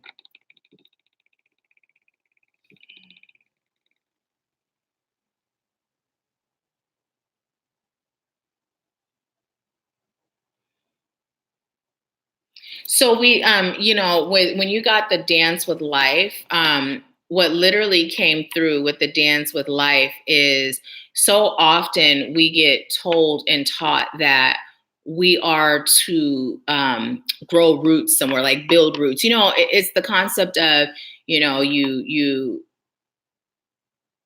have a home, you raise a family, you stay in this spot, and this is how life is built. You go to work, you build a life, you retire, you may travel a bit, but what Spirit is saying for you is the whole planting roots it's coming through in terms of you can plant roots wherever you go, but it's coming through more of a connection with you and the earth, right? And so what I'm feeling is you're not just going to move one time. You may go here and get whatever your soul is guiding you there to receive, but then you're going to move again, right? You're going to move again, and you may move a couple of times, and you may be someone that just kind of travels the world, but not just traveling the world in regards to like I go on vacation and I visit places, but where you may live in different places at different points of your life, right? And so it's coming through almost like a dance. Like you go here, you enjoy it for the moment, and then you go someplace else. But each place that you go, it feels like home. And it's coming through because, you know, like that song, he's got the whole world in his hands. Like the whole world is our home, right? And so not every soul is called to have that sense of moving and exploring, but your soul is calling for that, right? And it's coming through like there's different aspects of your past life experiences that will be healed in each place. There's different areas where your soul has been there, and there's areas where your soul is reconnecting with other areas of your soul in these places, which is helping you with that feeling of wholeness and feeling of completeness. So just allow yourself to be in flow. And in regards to when it's time, you'll know, like your soul will guide you. When you can be in that space of feeling like I'm moving, you know, everything is working out, everything is great, you know, when there's no lack in your mindset around your move, that's when you'll know it's time. But if there's any form of you that's doubting, that's afraid, right? That's operating in stinking thinking, then you'll know it's not time yet. Because in order for you to tap into that power for you to create your reality, it's important that your mind is in a certain place. And that place is being in that place of unwavering faith, trusting, knowing, right? And I asked, was there anything else? And I was told, no, tell her she's got this. Allow yourself to be in flow and be guided. And also send your solar plexus energy. Send your solar plexus energy every day, you know. And I don't know if you, but just, you know, just put your hand here and just every day, just send energy to your solar plexus every day. Okay. And set the intention to release any past fears that may hinder you, past fears that you're aware of and the ones that you aren't consciously aware of. Okay. Okay. Oh man, of course, always. I always say in everything I do, there's no hierarchy. There's no, this is my platform. We are all one and we are all connected, Alice. And if spirit speaks through you, then spirit is speaking through you, right? So who am I to say, oh no, you can't say nothing? So no, I appreciate you for doing that. Thank you so much. Thank you.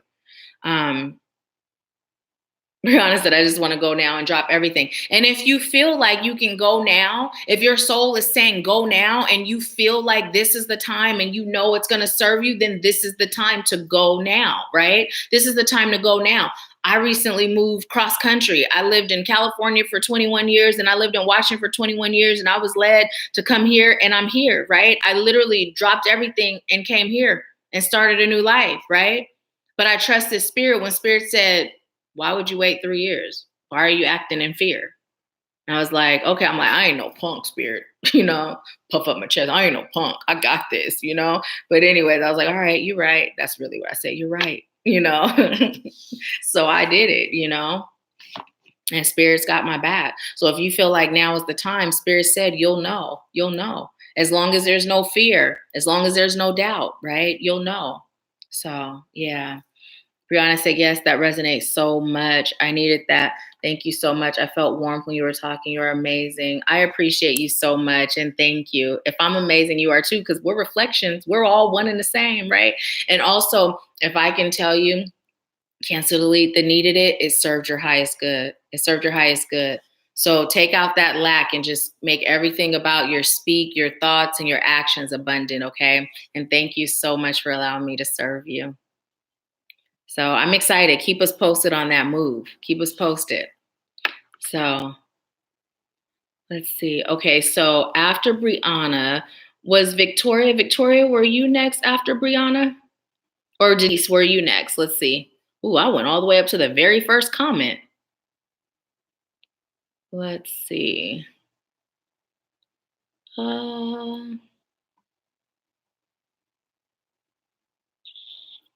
Okay.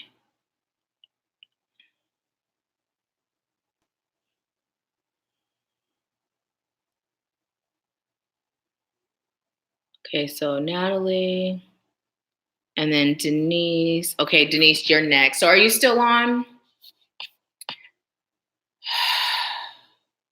You're so welcome. So welcome. So let's see. Oh, look, we have the mirror effect, and it equals 7.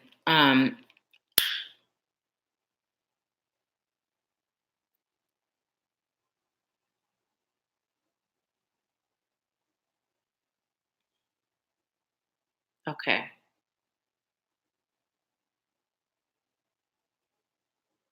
1 hour, 29 minutes, and 46 seconds. Okay. Um, Natalie, 4 days, then on the 5th day, clear water with Florida water, then 3 days again with seawater. It will refresh your home and bring peace to your soul. So, 1 minute. What time did I say that was? Because Natalie's not on, but I'd like to be able to tell her what the timestamp was so she could get that message. Okay, thank you, Victoria. Okay, and Denise has a general.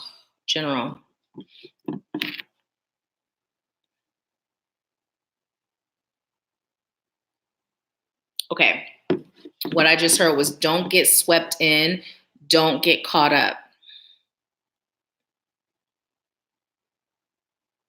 Don't forget to do your work, your healing work, and yes, that work too. Although that work comes natural. Don't forget, although you feel good, to go below the surface. This isn't about anyone else, it's all about you.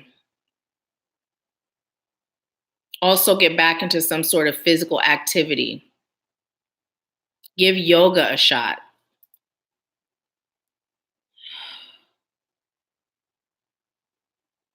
Okay, and I'm also being told to ask you, how are you doing with your eating habits and your vegan lifestyle? There was a point when you were on a path and you veered off. But now that you're coming back into wholeness with who you know you're here to be, don't forget to explore every layer, level, and aspect and really make the full circle 360. You're doing great, but just don't forget about what's beneath the hood. Okay, I heard. Tell her what it's coming through as. Okay. So it's coming through as you experience something that's painful, right? And then you set the intention to explore and discover why I went through what I went through, right? So that I can heal it. And then you move on into a situation where you feel good, you feel better, you feel happy, you feel loved, right? And so because you're feeling good, that dire desire to go beneath the surface and heal those things, it's no longer a priority, right? It's like, okay, you say it is, but not really, because I feel good. And what usually prompts us to get busy and heal, get busy and release, get busy and elevate, it's we feel bad. We don't feel good, right? And so Spirit is saying, you are exactly where you're meant to be, exactly where you're called to be, but don't forget to do the work. This is going to take some deep exploration and some deep balancing. Because although this individual brings out the best in you, their lifestyle can also bring out the worst in you. It's about you having a strong mindset and understanding the purpose of this union. And I'm being told to tell you to do some research on the twin flame union.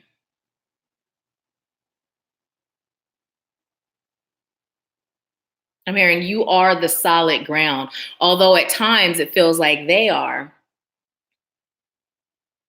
because they are providing you with healing. They are shining a light. But it's really about you not forgetting about self. I'm hearing trading one addiction for another. That's what is coming through. It's like a person that trades one addiction for another.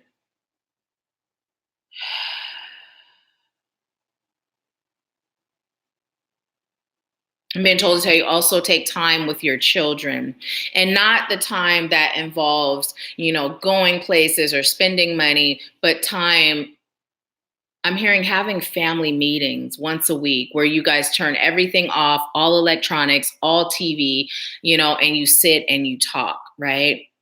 And literally put the electronics in a box, right? In a box, and just put it away from where everyone is, and really just have that time to talk and open that space. Because although you and your children have a really solid relationship, the comfortability to speak their mind freely must be established. Because when they feel like they must protect you, they're only going to tell you so much.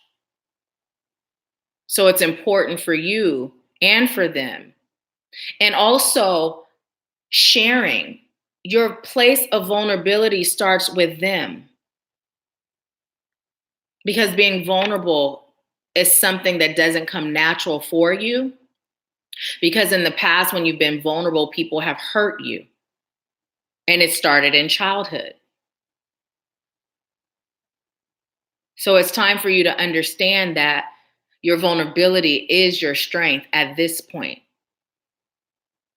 Because by you allowing yourself to be you without the fear of pain or the fear of judgment, you're really empowering yourself to heal. It's all about your healing at this point. You're about to embark on the next chapter. Not just that money-making chapter, but that serving in my calling chapter. This is where your priorities are to be.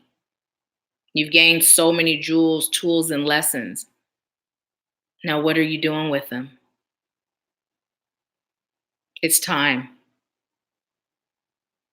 You know what you came here to do. You know your purpose. You knew it a long time ago. But somewhere you got caught up in that society's version of success. So caught up that you adopted it as your own. Now it's time for you to dig deep. Journaling on a regular basis would be a good thing for you. And don't be afraid to share your gifts. Don't be afraid to share your thoughts and your feelings. And I'm being told to tell you, don't be afraid to fail. Failure really doesn't exist, but what you feel is failing, don't be afraid to do it. Be more in flow. Get grounded. The things that you have learned and the things that you have accumulated as you began on your spiritual journey, it's now time for you to begin implementing them, and also having a daily practice that you do, not just with self, but with your children. Teaching them what you're learning. And I'm hearing also preparing them for the world from a spiritual standpoint.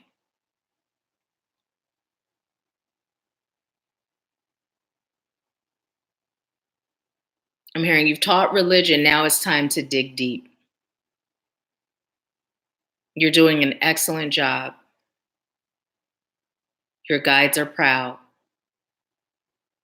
and waiting to serve you. And it's coming through like in a race where, it's like start your engines, and everybody's at the starting line with their engines revved. I'm even seeing like the black and white checkered flag, and they're just sitting there with the engines, that's how, like, though your guides are like, they're like, okay, we're ready to go, and it's almost like this competition, like who could serve her first, who could help her first, like they're all eager to serve you is how it's coming through. Okay. And I asked, was there anything else? And I heard, nope, that's it. I just heard that's your message, Denise. Take heed.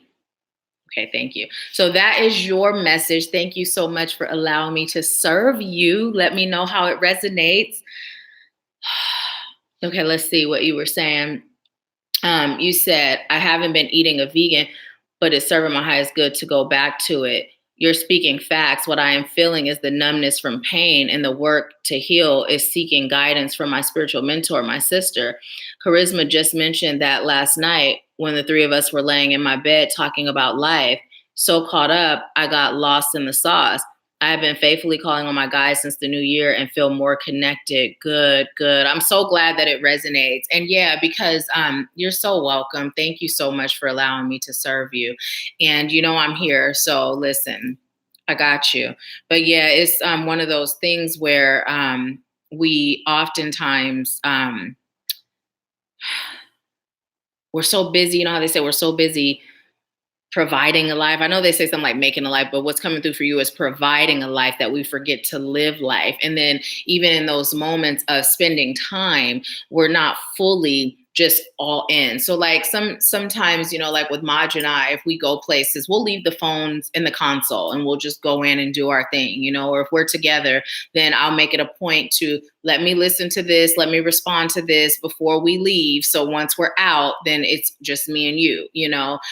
But literally just disconnecting from the rest of the world and just you and the babies being all in with each other is what was coming through, having those talks, you know. And then also, as I'm saying that, Spirit is saying, then also too, with the whole thing, putting everything away when you are spending family time together, but just really making the time about quality, because the quantity of it is limited, right? You know, and Spirit is saying that can change too. That can change too. Prioritizing, and you got this is what I just received. So yeah, so thank you. Thank you. Victoria, you're still on. Thank you, thank you, thank you. Denise said, I used to think I was to be a provider first and parent second.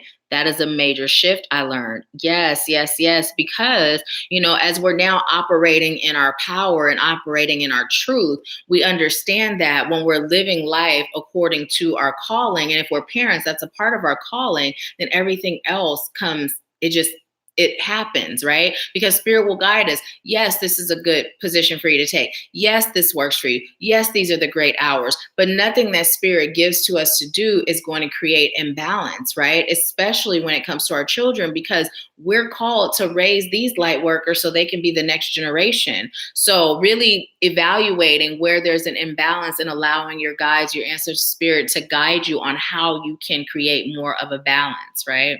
So yeah. Okay, and Victoria, I know your question has something to do with politics, but I'm going to go back up and look again so I can get the exact question. Okay, let's see. Oh, and you guys know what? We're almost at 1,000 subscribers. We have, I think it was 971 when I looked last. So we're almost there. We're almost there. Ooh. Let's see.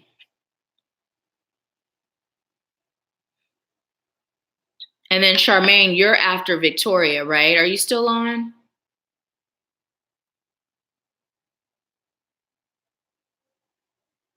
Okay, wait. Let me see if you gave me your question again. No, because I totally didn't see it. I know it has something to do with politics.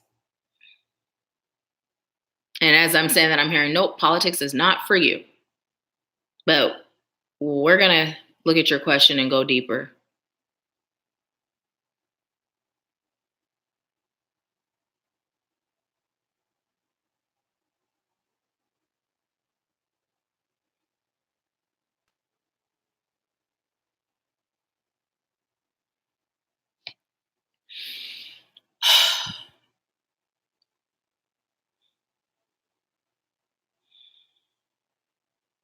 I was sitting here like, okay, because I read your question and literally they're like, nope, politics. We said nope to politics. Awesome. Thanks, Cheryl.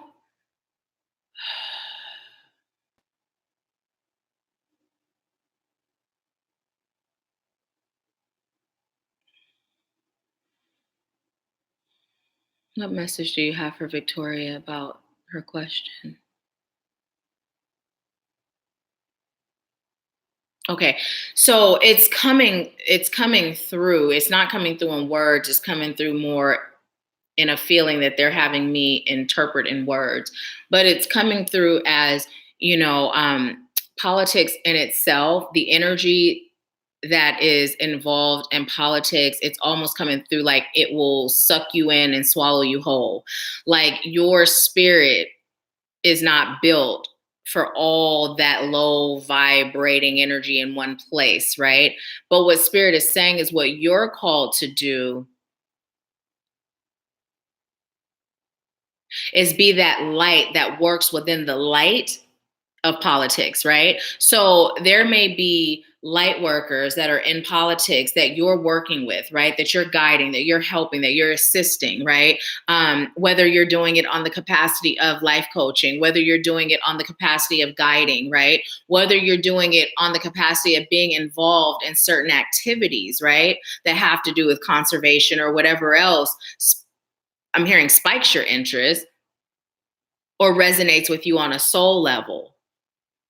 But actually running and getting into politics does not serve your highest good to do so. And it's coming through like a candle, right? And how politics will snuff that light. Like it'll create so much stress that most of your energy will be worked. I'm hearing worked on and worked towards releasing and relieving your stress just to keep your vibration high. And it's not because you're weak in any sense. It's just because this is not where you're being called to serve, right? That's the only reason. If we're doing things that we're not called to do, meant to do, isn't serving our highest good or align with our purpose, then that's the result. And it has nothing to do with our strength. It's just our internal GPS is saying reroute, right? Reroute. I see you protest, I see you with signs. I see you being involved in things, but just not directly involved in politics, like not running for office or anything like that. And I'm being told to ask you, how are you doing with working with children? Where are you with that? Because you're definitely there vibrationally in regards to your calling. And also the things in politics that you would tackling it with the children to help them learn young and start caring. Really? I heard and giving a fuck. That's what I heard, caring and giving a fuck. Now, like literally, that's what I heard. I was all like, really? Because if you can catch them when they're young, it's easier than attempting to change the mind. And I heard of an old dog attempting to teach them new tricks. But you really have so much work to do with children. It's impeccable, the work that you do with children. You have a genuine love for children, for the light, for the shift of the collective. And it's like you haven't 100% found your niche. Everything that you've been doing is still connected to that place in you that loves deeply, that cares deeply. You're a change maker. You are here to help create change. So this is why naturally politics was a question. But in reality, that's not where change is made. Change is made, change is created in the hearts of the people. So this is where you're meant to do your legwork. Connect to the hearts and the souls of the people. You are free to explore the topics of your choice. But it's really about you coming together with groups of people that can connect energies and make a difference. And then I heard again, how have you been doing with the children? Denise said activist versus a politician. I'm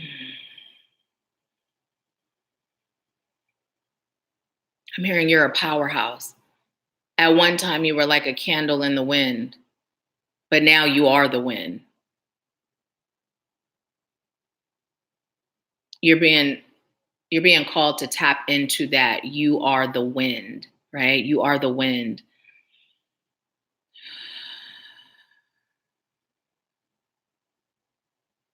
It's time for you to release fear. Although you've done a good job, there's still some things that you're afraid of. And you know what they are. And it is centered around your calling, your purpose, and allowing yourself to be like the wind. And it's coming through like the character Storm, and definitely like the power that Storm has and the fact that you are of the light. So the way, you're able to shift things and change things with the wind, right? It's coming through as that's how powerful you are, right? And so I'm being told, tell you, don't be afraid of that. How some people can fear things like windstorms, right?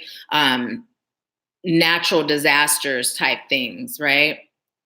But you're in the light. And so anything that you utilize your wind power to change, it's to serve the light. Your greatness, there's still a fear around your greatness.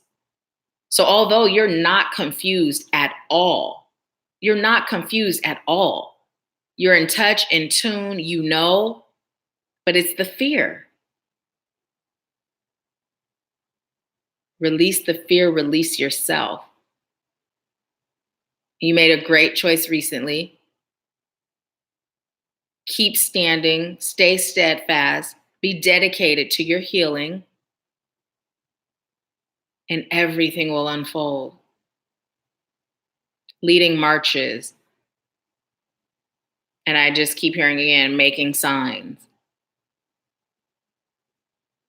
Okay, and I heard the reason why you keep hearing that is because there's a deeper meaning. So literally, leading marches, making signs, right? So I literally see you with signs, but then also making signs. You are actually helping people to clear the clutter so that they're able to see the signs around them that are guiding them on their path of change, their path of healing. And it's almost the same with the wind. If there's debris on something and you come along and you move it, now everything is clear. Through your energy healing, through your words, through your touch. You may find that massage becomes a part of what you do, but I'm not feeling like you're going to actually go to massage school. But you know how you can give Reiki without touching, but I'm literally seeing you like having a touch included.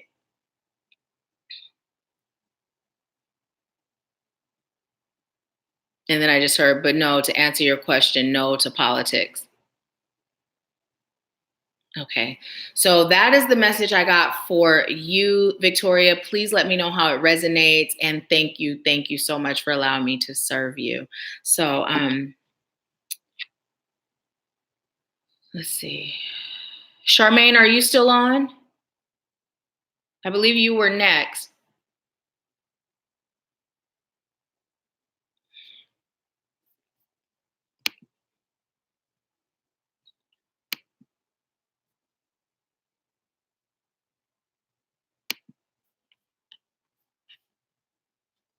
Before I disconnect from your energy, Victoria, I'm just going to wait to see if you leave a comment.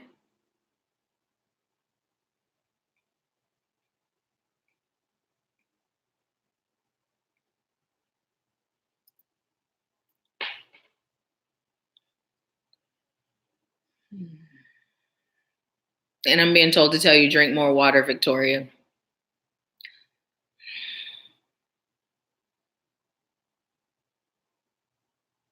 Okay.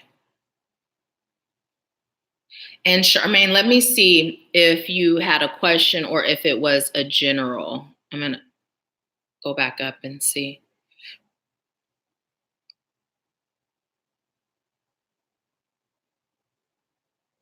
Oh, I didn't even read that while Natalie was on. Charmaine said, Natalie, I just want to say you are awesome. I love your girl talk videos. You have me dying laughing and brings up my mood.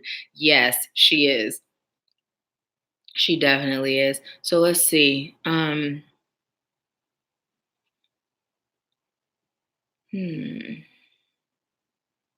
Boy, our chat was hyped today. We got a lot of chat time going on. This is good though. I love it when we interact with each other. Okay, so mm, okay.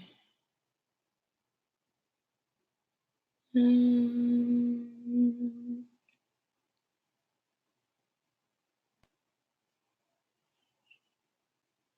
hmm.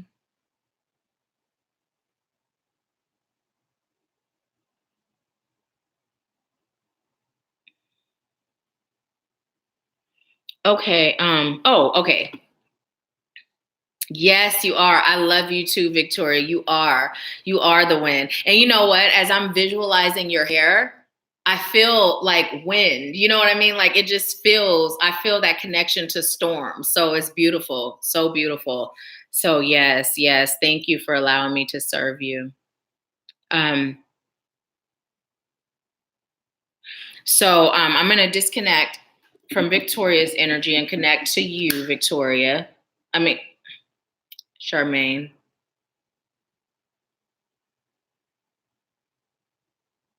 Okay. I'm sending you some love to your heart, Victoria. From my heart to yours. I'm sending you love to your heart.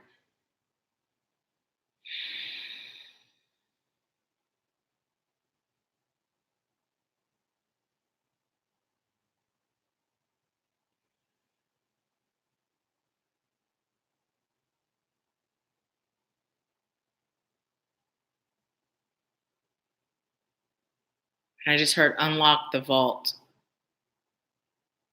Okay. Unlock the vault. The vault. Vault. Am I saying that right? The vault. Okay. Charmaine said, I feel I am in a new energy, but I feel like there's no movement in this 3D. And I see myself from a higher perspective becoming discouraged because I do not see what spirit is telling me. I'm starting to feel stagnant in areas of my life, especially career and spirituality. Basically, spirit, am I missing something? And you know what I just heard? You've only just begun. You have that same syndrome as Nahkila, that impatient syndrome. Let me tell you, patience has been my lesson since I started this journey and became aware that I was impatient, right? It's became, and here's the thing. I've now gotten to the point where when I'm waiting on spirit directly, right? It's easy to be patient. However, when dealing with people, and the reason why I'm saying spirit directly, because everyone in my life, spirit is placed in my life to teach me, right? Well, sometimes I'm still claiming that it's in my past, but it's in the now when I'm claiming it, right? So, what Spirit is having me tell you is that you have literally just begun, right? You have literally just begun that next level, right? Not that you've just begun your journey, you've been on your journey from birth. Everything has led you up to here, but you've literally just begun the next level, right? We just had one group session. And so, although you've been doing all this work, Spirit is saying that next level has just begun. So staying in that space of knowing, right, that things are shifting and just remembering that when you start to question, is it happening? That's when you're slowing it down. And so the metaphor that's coming up, and this is often the metaphor that comes up when this topic arises, is when you think in terms of the ocean, sometimes it can be still where the waves are just barely moving, right? But underneath the ocean, there's so much activity. And Spirit is saying that's what's happening in your life right now. There's so much activity. And the reason why it feels this way is because you've hit a bit of a peak, right? This is why you've decided to be a part of the mentorship, because now you're seeking to go to the next level. So Spirit is saying you've only just begun. Just her sit back, relax, and enjoy the ride, right? Keep moving forward and doing what you're called to do. And sometimes that calling is silence and stillness. So, right now, while you're feeling like you're doing all this work, you're doing all this activity, you're putting in all this energy, but things aren't moving, what you do is you mimic what you're experiencing, right? So, when it feels like spirit is in heavy action, that's when you're in heavy action. Now it feels like there's no movement. So spirit is saying now it's time for you to get even stiller, even calmer, meditate even more, right? Allow yourself to receive as opposed to waiting to see this big course of action or this magic show before your eyes, right? Because there's always movement on your behalf. And now is no different. There's movement.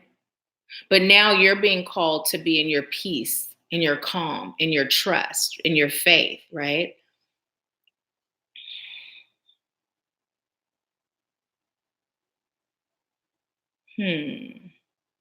So I'm hearing there's this song by Tupac that didn't really get a whole lot of radio play, but it goes, so much trouble in the air, and I can't get away. I'm not happy here. All I want to know is, can you get away? That song, right? That song started to play. So why is that playing for Charmaine? I'm just hearing because it's time for you to explore other options emotionally, energetically. You're a bit exhausted surrounding a certain topic of your life. And Spirit is having me say it like this, right? But Spirit is saying you're going to know what this topic is. Spirit is having me speak encrypted intentionally, right? It's coming through to me what it is. And Spirit is saying you're going to know what it is, but I'm being told to tell it to you like this.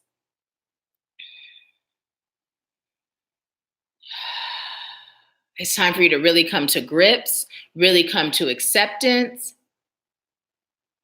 And you're being called to be still, meditate, pray, connect, digest, right? And then, as I said, digest, release. And it's coming through like a purging, like, like a vomit, like letting it go, right? It's like you're full and it's so overwhelming that spirit is saying, let it go so you can make space for more. You have stars in your eyes, is what I'm being told. What does that mean? You have big dreams, you have big goals. It's time for you to execute them. You've actually forgotten about your dreams a bit. You kind of just went into wife, mommy, and work mode. But what about Charmaine? What about your dreams? What about your desires, your aspirations? What do you love? And not just in forms of a career, but what do you love? What things do you love? Do you love fresh flowers? Do you love glitter? Do you love travel? Do you love plays, comedy? Like, what do you love, right? Write down the things that you love and then look at your life and see how many of those things you're incorporating in your life.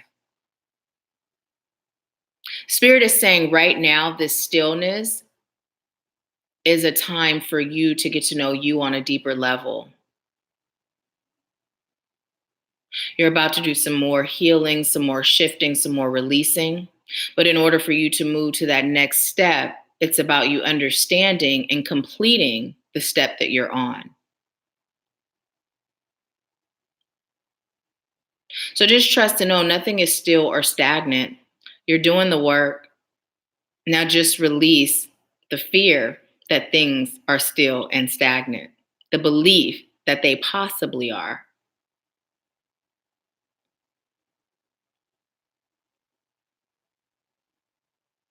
I heard you have grand dreams and grand wishes. Share them with us.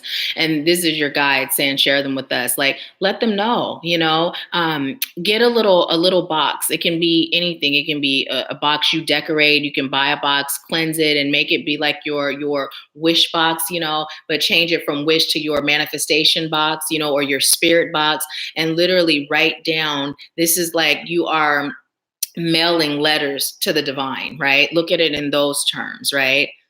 you're mailing requests to the divine, right? And when you put those things in that box, once it's been sent, let it go, right? And literally do this. Like, this is an exercise Spirit has given me to give to you. Literally do this. Get a box, right? It's your manifestation box, your spiritual mailbox. Write down, share whatever you're choosing for your life. Nothing is too big or too small, right? And then as they begin to manifest and take form, you go through the box and you know, can take them out. You can set them out, like burn them. You can set them out to sea, you know. I'm even seeing, like, you know how people did the messages in a bottle, you know, put it in a bottle and send it out to sea. Blessing someone else, paying it forward is how it's coming through. I'm hearing, but don't stress, you're not stagnant. Which one? Okay. I'm being told to pull a card for you from the past life deck. And look, we have Atlantis on the bottom as we're talking about the sea. But Spirit of Santa pull. Ooh, okay.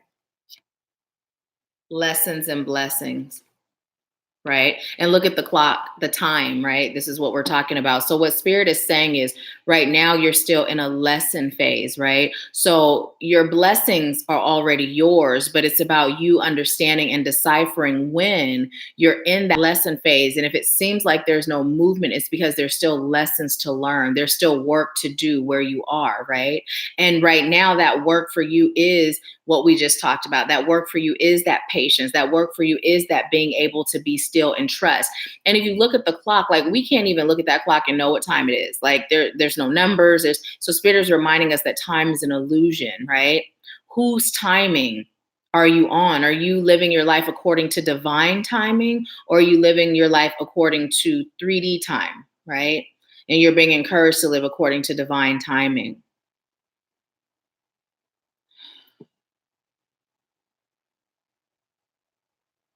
Okay, and even that, I don't know about you, but that looks like a beach to me. It looks like sand in water. So go to the beach, go to the beach, get your feet wet. Even though it may be cold, get your feet wet.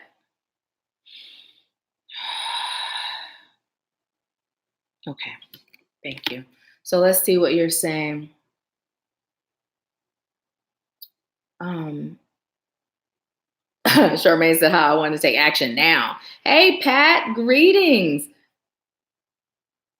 Yes, we're doing the personal readings part now. So if you feel led to watch the replay, check it out. But thanks for getting on and joining us.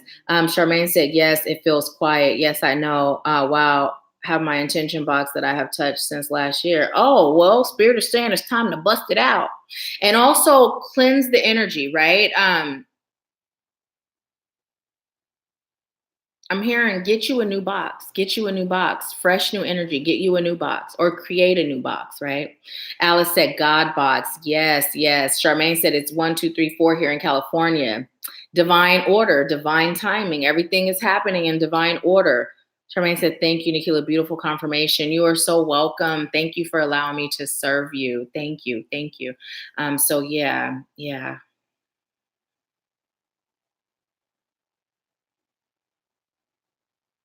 I'm also being told to tell you to get a green aventurine and put it in your wallet or your purse. And Charmaine said, yes, new box. Yes, yes, yes. New box, new box. Yeah.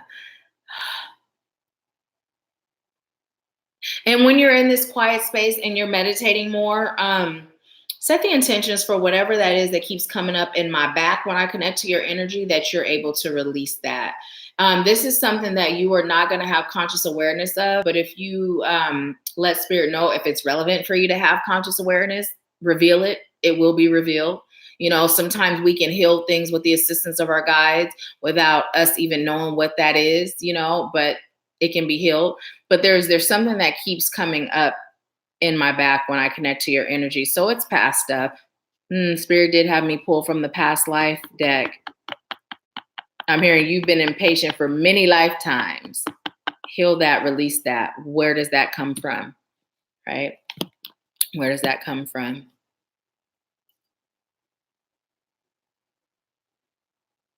your visions are becoming clearer. So right now in your quiet time, in your peace time, as your visions are becoming clearer, you may notice that you're starting to get more visions as you're meditating. And it's not going to be those encrypted visions where you're like, what? It's actually going to start making more sense, have more clarity, right? Where you don't have to piece them together. So, ah, okay. Okay, you said spirit knows me too well. I'm definitely an aventurine. I have pain, mostly upper. Yeah, yeah. That's not just stemming from like a pain. It's stemming from energy, right? So yeah. Alice said, sent the cash. I have don't know who is next. Oh, thank you so much. Thank you. Do you have a question or a general? Charmaine said, yay, clear messages. I always tell Spirit why I gotta be Inspector Gadget. Are you a Pisces? You're not a Pisces, are you? I'm asking that because I'm a Pisces and I'm Inspector Gadget. But it doesn't surprise me because I told you guys, um,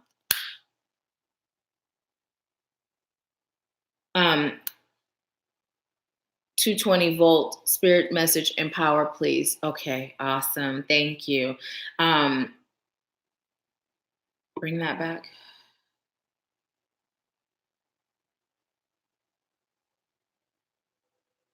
Okay. Yeah, I didn't think you were. Thank you for bringing it back. What I was saying was, I told you guys last week, it doesn't surprise me because when I started doing this work, I set the intention that those I serve would be me in various stages that I've overcome. So, I'm joking with the Pisces thing, but doesn't surprise me that there's a similarity there with what we were just discussing. Okay, so I'm going to disconnect from Charmaine's energy and connect to Alice's energy. Thank you so much, Charmaine, for allowing me to serve you.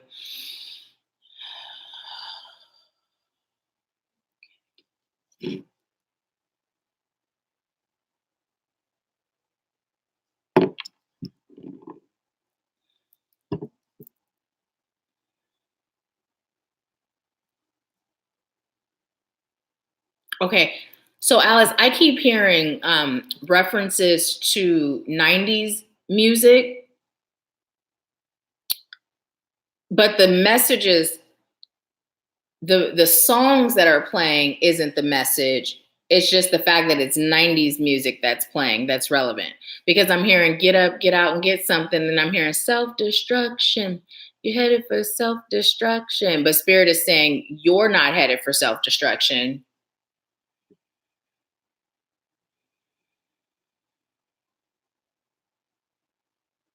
I just heard it's the energy of the 90s. Embody that.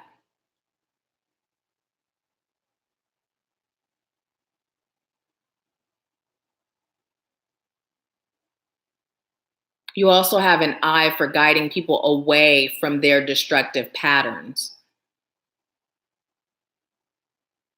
You can see where they're headed before they even get there. And I'm receiving, it's like before they even step out the door, that person that can warn a person not to get on the plane, that's you.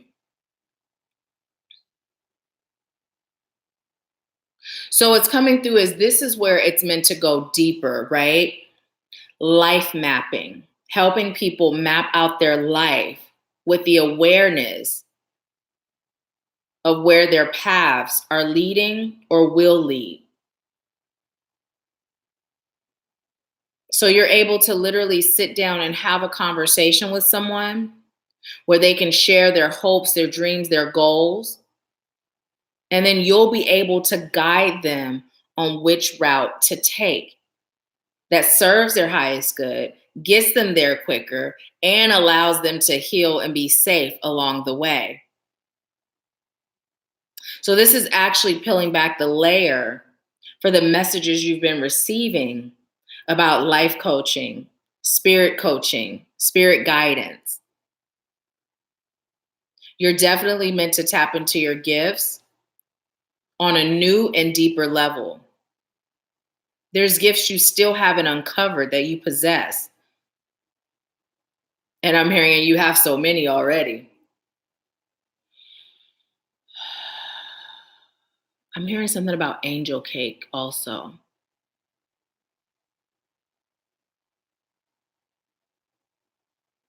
I'm being told to tell you to have a slice of angel cake and remember that life is soft, fluffy, and sweet. Because oftentimes we encounter, and it's coming through as so much darkness from others, or even what we see as we're serving, that we forget that life is soft, fluffy, and sweet. And even though you know this, it's about a deep cleanse, a deep purging of the soul, a deep cleansing and purging of the spirit, disconnecting from the energies of those you serve. I'm being told you have a way to disconnect, but there is energies that are stuck, that aren't fully gone. And it's like they've piled up and it's coming through like gook and tar. And I'm feeling it in the heart chakra. I'm feeling it in the solar plexus and mid back. So it's about doing a really deep cleanse and then having a really strong and powerful shielding practice. It serves your highest good to do a really deep cleanse at least monthly. I'm hearing because your heart, your soul is like that angel cake. Although you're extremely strong, strong-willed, strong-minded, strong in reaching your goals, underneath it all, you're soft, fluffy, and sweet. And energies are attracted to that, whether they're intentionally being energy vampires or whether it's just the nature of the difference in energy. I just keep hearing deep cleansing, deep cleansing. Some of the things you're carrying too are not your own.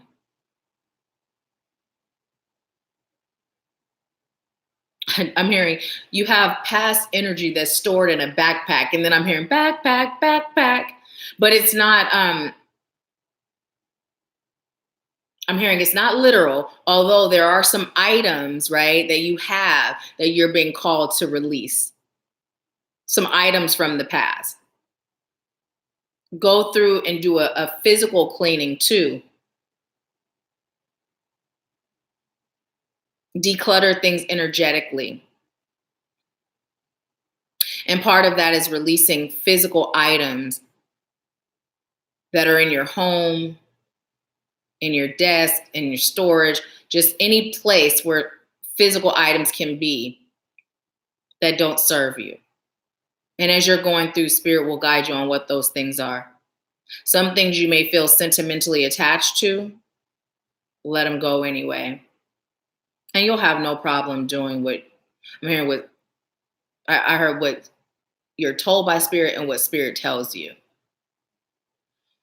And you notice how the sage is still burning. Like each time that I've cleared, it goes out. Yours is still burning. And that's Spirit just letting you know that deep cleansing, that deep cleansing.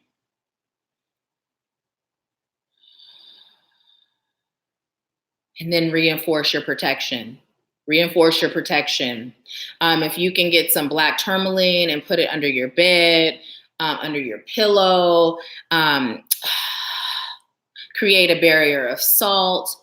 When I say that, you can decide whether it's your doorways, your windows, all of the above, in the corners of your home. And then also your home, shielding it in a bubble of protection with a reflective shield, literally the whole outside, under the ground, everything, because your power is increasing. And as your power increases, attacks will increase, attachments will increase. And the attachments are coming through as energy vampires and people whose vibrational frequency aren't as high as yours. It's not coming through right now as anything, like anything like an entity. It's not coming through like that.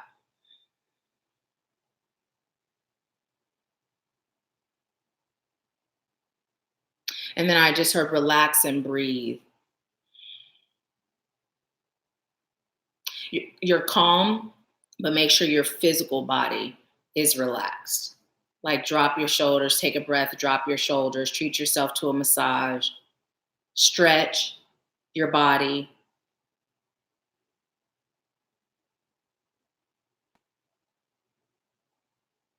What? And then I heard, and also don't drop the soap. And then they're like, no, we're just kidding. Well, what is that though? It's time to create some high powered soaps, starting with your personal use. High powered as in charged soaps. I'm feeling a release soap, a money soap, a healing soap,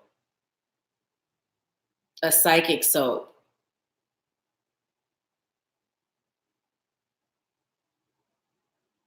Somewhere along the line, you'll have a line of soaps that serve for more than just cleansing the body, more about cleansing the soul.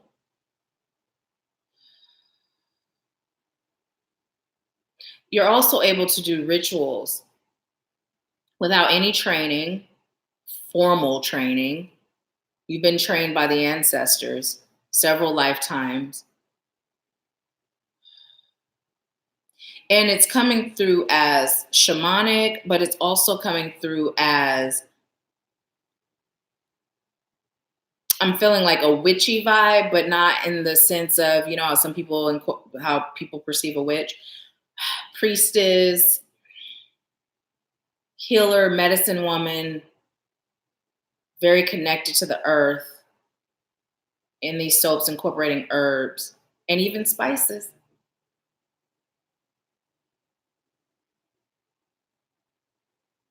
And then I started to see glitter. Like it felt like it was like incorporate glitter, but what came through instantly from that was everything you do, making sure there's a balance, right? So that balance of that fun, glitter, soft, you know, but then also that that power and that strength, right? And look, it's still burning. So now Spirit is saying, look at the comments. Hey, Alata. I didn't even know you were on. So Alice said, yes, always have been able to do this. Tell me how, what part? Started to do that, letting go of items. Good, cleansing is needed. Okay, I get it. I get that. Yes, the soaps. Yes. Bath bombs too. Yes, cleansing the soul. Spirit has told me this. The rituals. Yes, witchy, right on point. It's how I do my candles. I use glitter. Oh, awesome. Because yes, Spirit is saying have that balance. What's coming through is like your energy is so intense and so strong and so powerful that balance, which is also a part of you, because that's that your heart and soul being that angel cake, right? But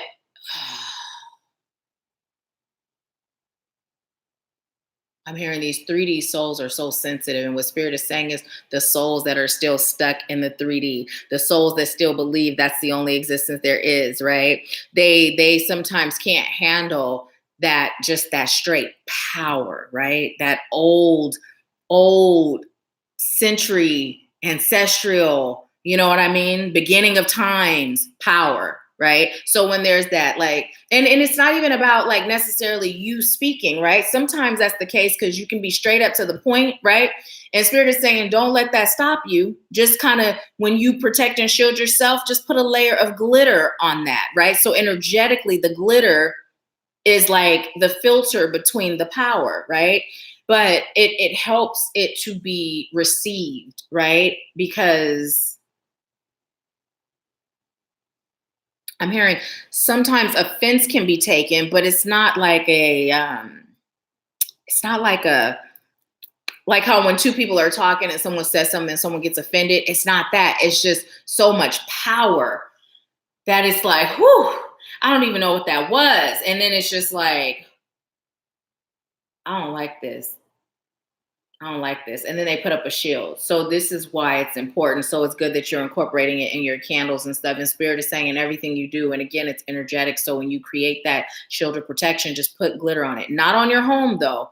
They're having that straight up power on your home is a good thing, but on you, on you when you're serving. Because when you're out in the world, let Spirit guide you on when to put the glitter on. Because not everybody, sometimes it's important to get that straight up, this is some power that you don't want to F with because the ancestors are behind me strong, right? And Spirit will guide you on when to put that layer of glitter on.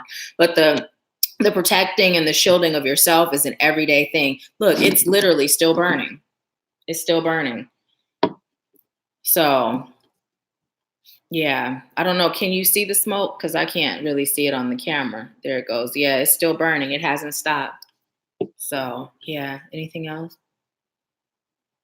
Right. You said no, they don't know how to handle it. Yeah.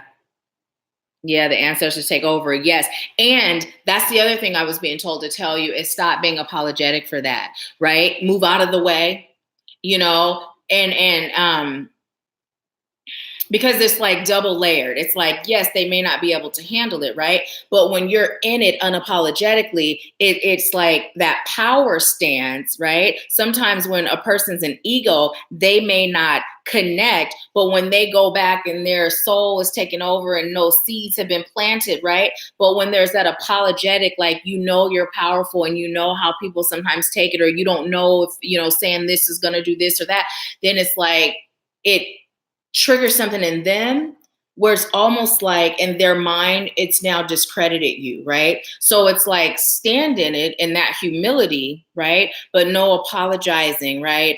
Or holding back what Spirit is guiding you to saying it, or having this prelude of let me say this before I deliver it, right? And I believe that as powerful beings, that tends to sometimes be the case, and Spirit is saying, no more, stand in it, just put that glitter on that field and you'll be good.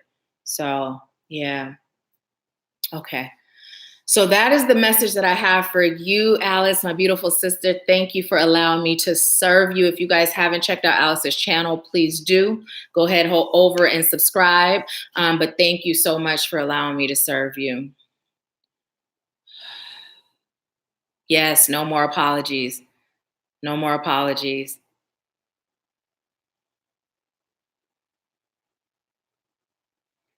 I'm hearing black agate, black tourmaline, and even some smoky quartz. Onyx too. I'm hearing create a mojo bag with that in it and put a little glitter. But what I'm being told with the glitter is not necessarily inside, but on the outside. And that's coming through like with the glitter on the outside of the bag. Now, this is for the protection component. It kind of throws energies off, right? Because they see it as, oh, this is harmless, right? And then it's like, oh, we're going to pass that by.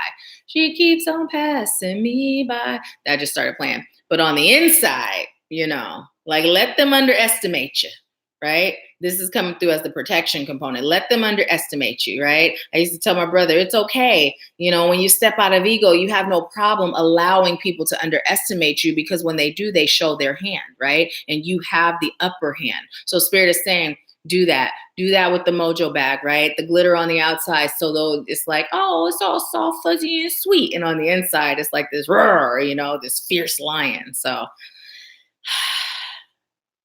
I'm hearing lion, lioness all in one. And I heard duality is good. And you possess it. Beautifully balanced. Okay. Whew. Oh, you're so welcome. Thank you. I appreciate you so much. And I adore you. I appreciate you. Major changes happened in my life after my reading with you. When I took the messaging that you gave, you confirmed things I had been feeling, but was choosing not to believe. So I'm grateful. Thank you. But see, when you delivered it to me too, you started with that apology. So I see why Spirit is saying that. So yeah, it wasn't like a straight up, I apologize, but it was just like, that kind of before you delivered. So Yeah. Alata, whoa, are you like super behind? Because you just mentioned Dora. So, was there anyone else on that was getting a mini reading? Because let me know, because if you said you were getting one, I didn't see it, and I would like to be on to do it for you if you did. Alata said, just pulled up to work. I was listening while on the freeway. This is a powerful live. Thank you for sharing your energy, Nahkila, and everyone here. Thank you, beautiful. I appreciate you. I appreciate you. You, oh goodness, you came to mind. Was it the other day or was it last night? I don't know, but you, and I don't even remember what the context was. So I'm just going to set the intention that if it was something that I meant to share or know, that it'll come back. It'll come back. And look, wait, the smoke, it's still burning, but it's getting less strong. I don't know if you can see. So it's still burning. We're just going to let it burn. Let it burn. That was so not sounding like Usher. Not even the tone, not even close. Okay.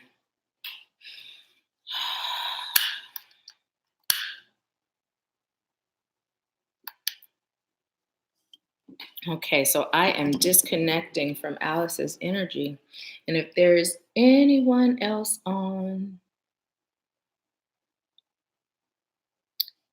that would like a mini reading, please let me know.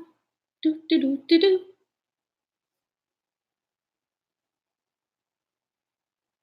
Oh, 23030. That's what, when I looked at it, we were on for 2 hours, 30 minutes, and 30 seconds. 23030.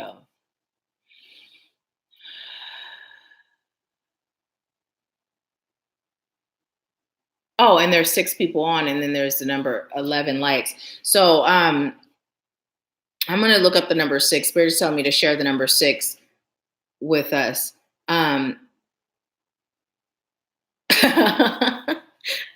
Alice said, but I get it. Gonna have to buy you some sage. You know what? I have a whole bunch of sage because I sell it in my shop. But you know that thing about not getting hired for own supply? I was like, I'm going to buy some that's for me so I'm not taking from my inventory. But let's see. Okay. Let's see. What is the message behind the angel number 6?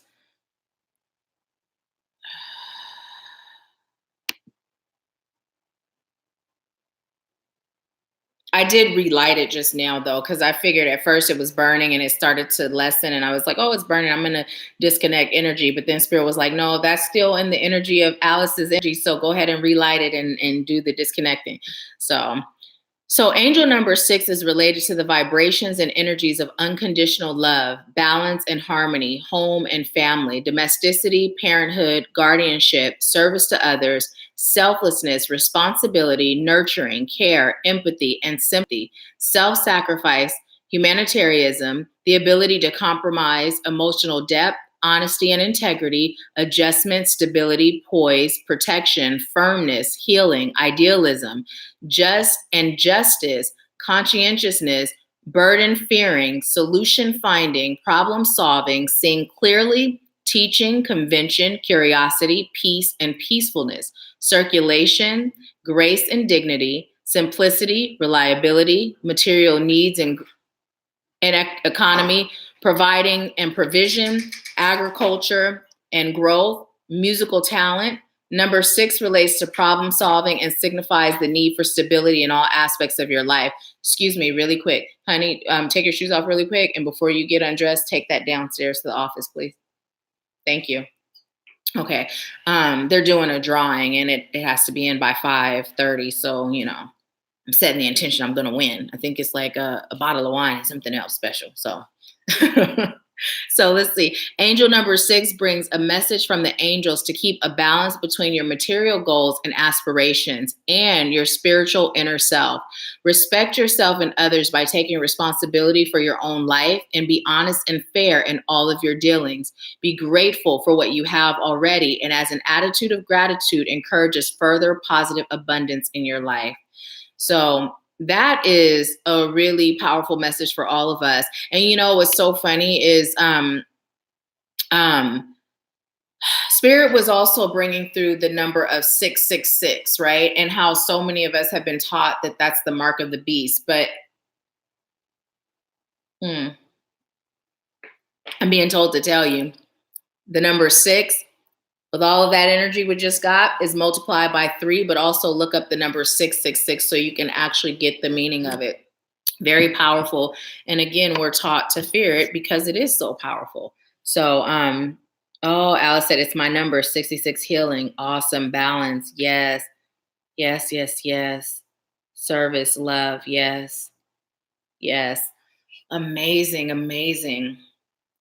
And now we have 5 on with 11 likes. So the number 7 is coming through. And we,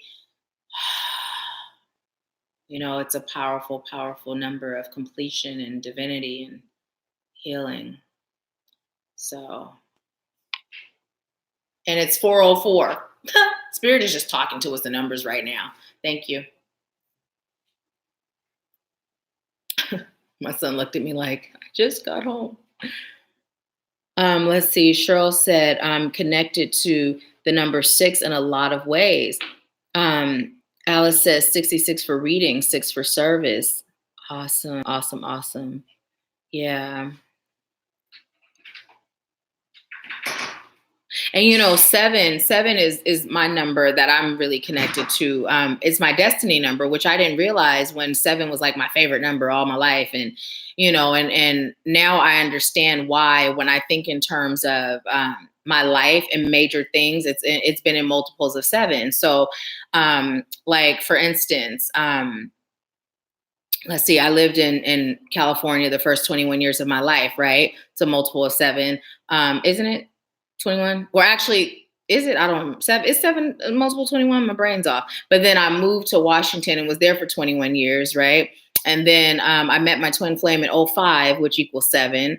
I was married to my first husband for 14 years. My second husband and I, total time knowing each other and our marriage, 7 years.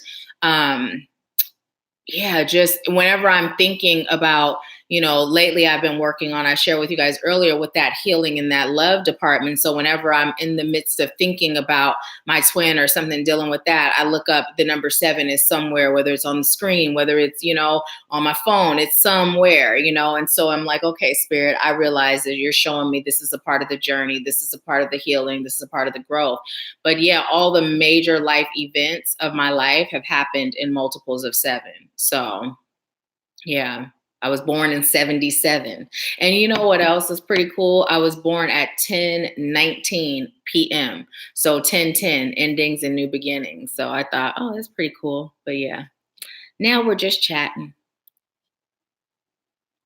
Alice said 737 has been strong. Cheryl said I was born at 2:22 p.m. on a Sunday. Alice said they talk to me in numbers all the time. Yeah, yeah. I love when that happens. It's like one of the easiest ways for spirit to chat, you know, because sometimes when they bring messages through, it's like this hoop, that hoop. You know, sometimes they speak in riddles. And I've come to know that it is like however they spoke. You know, there's even times when when like the way they say things is like clearly you weren't living in this day and age, you know, but yeah. It reminds me of my son when he one time, and I really wasn't a parent that really spanked a lot. You know, I really prefer not to, but I will say that, you know, before spanking wasn't okay, you know, spanking, not beating, right? So anyways, my youngest son was always like, you would think he was being murdered, you know, hold out your hand, you know, and you would think he was about to get his life taken. So one time he was like, Mommy, please, I beg of thee, right? And so this is why I kind of chuckled, because I thought about that. And he's standing at the door looking at me like, are you telling another story about me? So even he laughed at it though, because he was like, please, I beg of thee, when we had this talk the other day. But we all, my ex-husband, my older son, we all just stopped and started cracking up, because it's like, where did the I beg of thee come from, right? I beg of thee. So yeah, sometimes that's how the guides speak, you know? So anyways, super random, but that's still funny to this day. Now look, can you guys see? It's just like barely burning. Now I have relit it from before, and now it's like literally on its way out. So amazing. Amazing. Spirit's amazing. So love you, Mom. You have a great day too. I'm surprised that you are still on, but thank you for being on. So Alice, are you saying look up 737? I'm gonna go ahead and look it up while we're still on. And then it doesn't look like anyone else is on for a mini read. So after I look this up, we'll go ahead and end today's Empower Hour. So let's see. Mom, if you're still on, stay on for this number message. So I'm saying it all loud, like just because I'm not looking at the YouTube screen like she's in a totally different room. Did you guys notice that just now? So it says, angel number 737 is a blend of the vibrations of number 7 and the energies of number 3, with number 7 appearing twice, amplifying and magnifying mystical influences. Number 7 is the number of spiritual awakening and development, understanding the self and others, introspection, emotions and feelings, deep contemplation, the esoteric and mystical, empathic and psychic abilities, persistence of purpose and determination, study, research, and learning. Number 3 is the number of manifesting creativity, expression, self-expression, joy, and spontaneity, growth and expansion, imagination and intelligence, affability and enthusiasm. Number 3 also resonates with the energies of the Ascended Masters. Angel number 737 indicates that the angels know your true inner divinity and are happy with your progress upon your spiritual path thus far. Allow the flow of positive abundance to shower down upon you as your creative energies have been activated and you are being encouraged to express yourself with joy and enthusiasm. Angel number 737 brings a message of congratulations from the angels as you have been working devotedly and diligently on your divine soul purpose. You have been listening to your intuition and inner wisdom and have been taking positive action in the right direction. Angel number 737 also tells you that research, study, education, and learning will enhance your personal growth and development at this time, and you will be guided towards all that you need to do and learn. Follow your intuition in areas that may be new, unexpected, or uncertain. Indulge in a hobby, interest, pastime, or line of study that ignites your passions and allow your natural creativity to express the beauty within you, as what you create will inspire others in untold ways. Angel number 737 suggests that you have chosen a spiritual life and lifestyle and have listened to your soul's higher calling. Your angels encourage you to keep up the great work and know that you are supported, well blessed, and loved. And so it is. And the angel number 737 breaks down to the angel number 8. Really powerful. Thank you for sharing that and having us look it up, Alice. Thank you so much. Thank you, thank you, thank you. Yes, Cheryl, served your highest good. Yes, yes, yes. I'm sending you all so much love, virtual hugs, and so much light. And I thank you so much for tuning in and joining, and for all the shares that you guys have done, the likes on the videos, because we are literally almost at 1,000. And it's good because when we get to 1,000, YouTube starts suggesting our videos and we can get these messages out. And there's a bunch of other cool things that can happen. So I'm excited. Thank you so much. I leave you with peace, love, bliss, and abundance. And I'll talk to you soon.